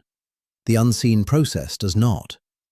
Yet every accomplishment rests upon a period of growth that few people witness. The musician practices in private. The inventor experiments in private. The author drafts in private. The visible result appears last. The feminine principle governs much of this hidden work, the quiet transformation occurring beneath the surface. Many of the most important processes in life are invisible while they are happening. Understanding deepens quietly. Character develops quietly. Wisdom develops quietly. The change becomes visible only after enough time has passed.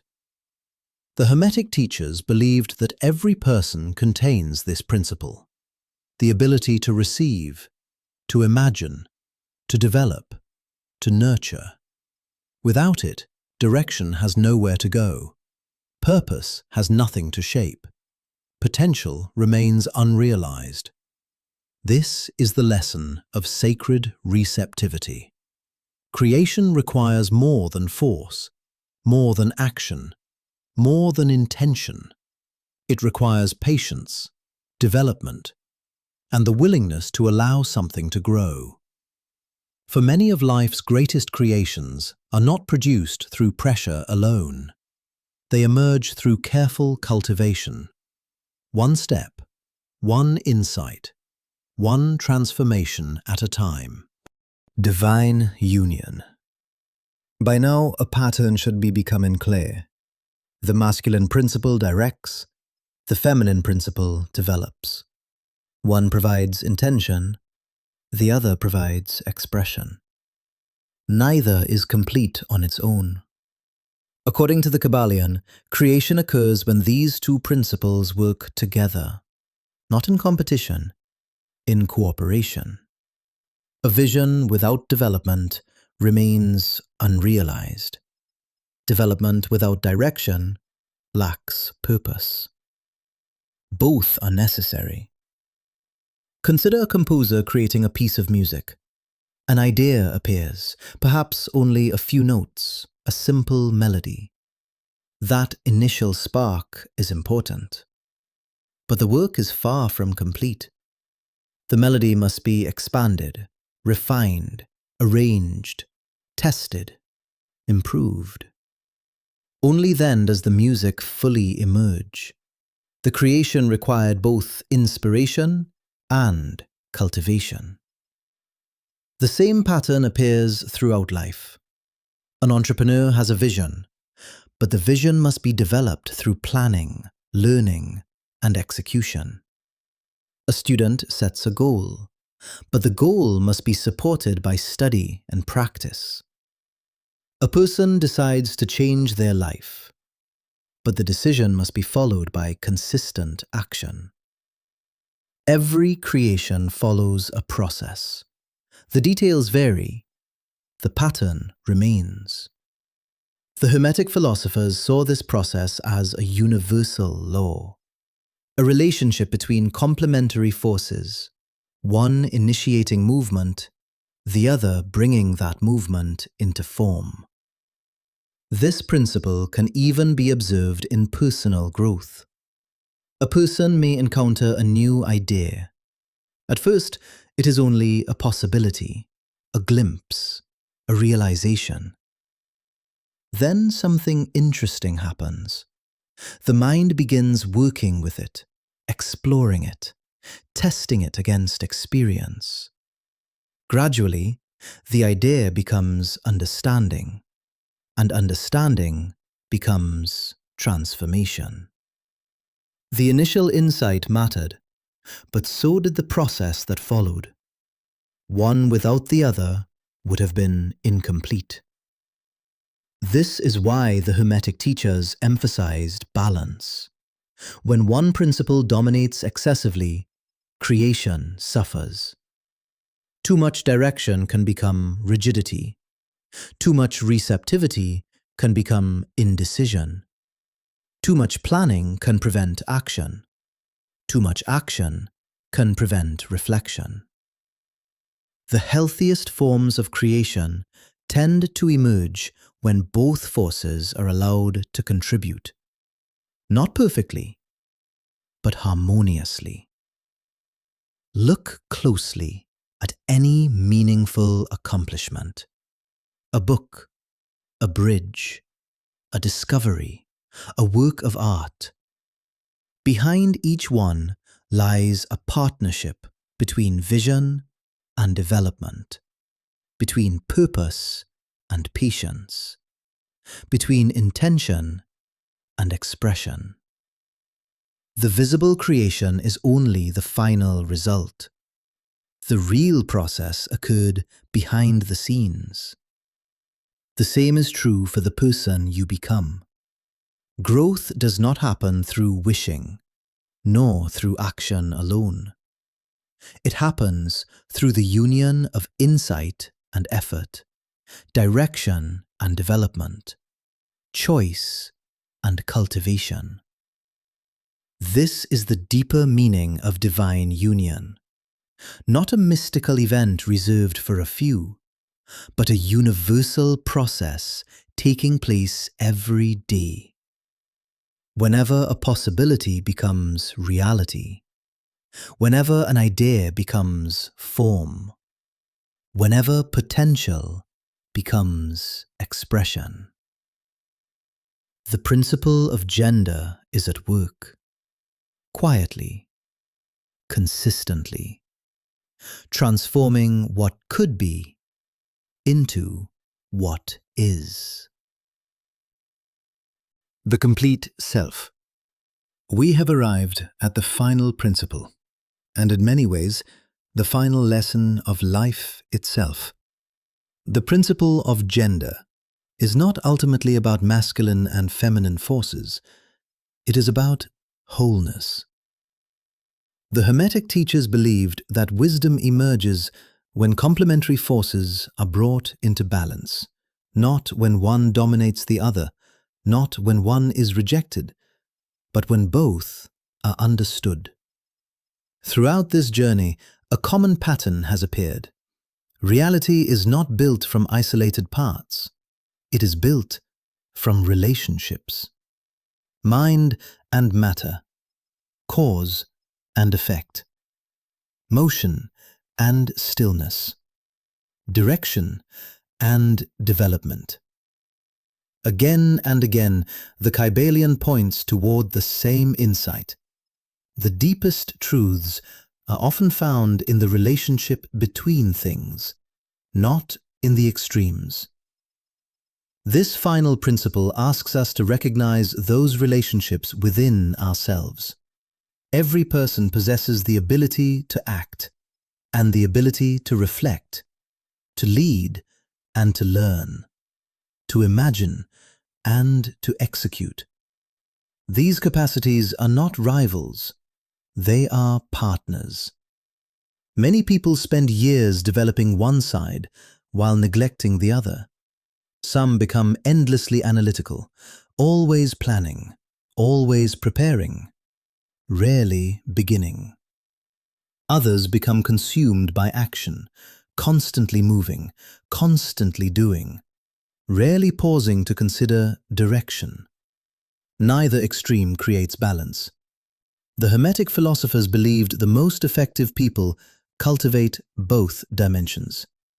They know how to think and how to act. They know how to listen and how to speak. They know how to receive new ideas and how to bring those ideas into reality. This integration creates flexibility, and flexibility creates resilience. Consider a bird in flight.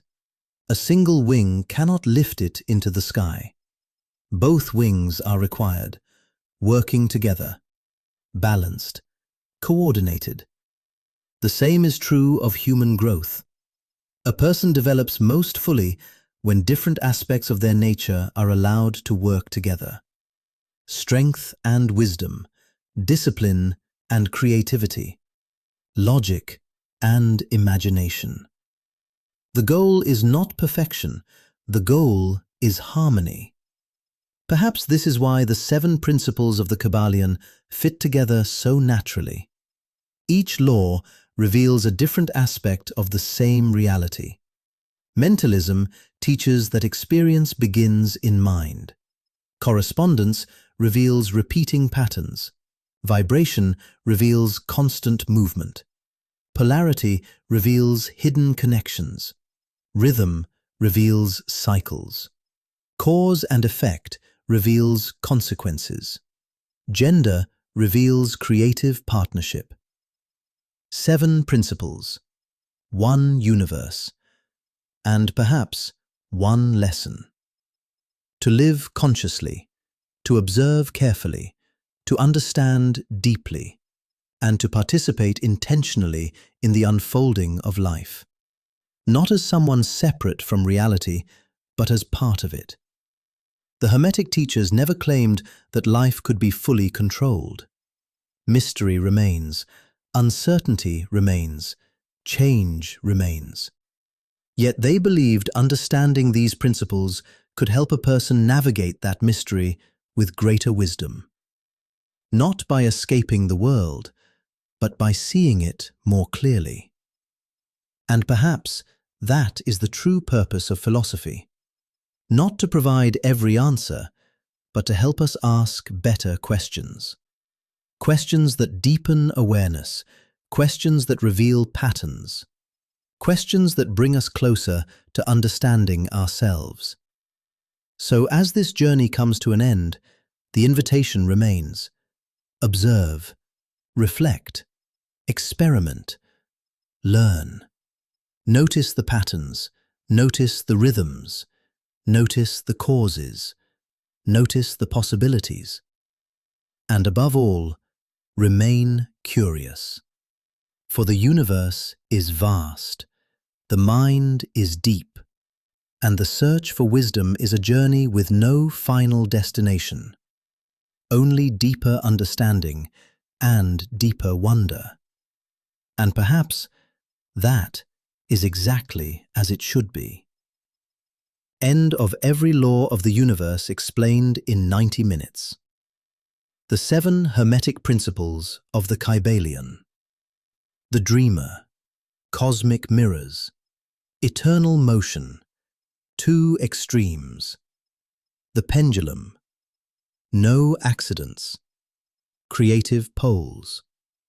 A complete journey from consciousness to patterns, to motion, to polarity, to cycles, to causation, and finally, to creation itself. And so our journey through the laws of the universe has come to an end. We began with a simple but profound idea that reality is mental, that the way we experience the world is deeply connected to the way we perceive it. From there, we explored the patterns hidden within existence, the movements that shape all things, the opposites that are not truly separate, the cycles that carry life forward, the causes behind every effect, and the creative forces that bring potential into reality. Yet perhaps the greatest lesson of the Kybalion is not any single principle. It is the realization that the universe is not chaos. It is order, not always visible, but present nonetheless. The same patterns found in nature can be found within ourselves. The same laws that govern the stars also shape our thoughts, our actions, and our lives. And while we may never fully understand the mysteries of existence, we can learn to observe them more carefully, to live more consciously. Thank you for listening, and I hope you have a good night's rest. This is Noctis, signing out.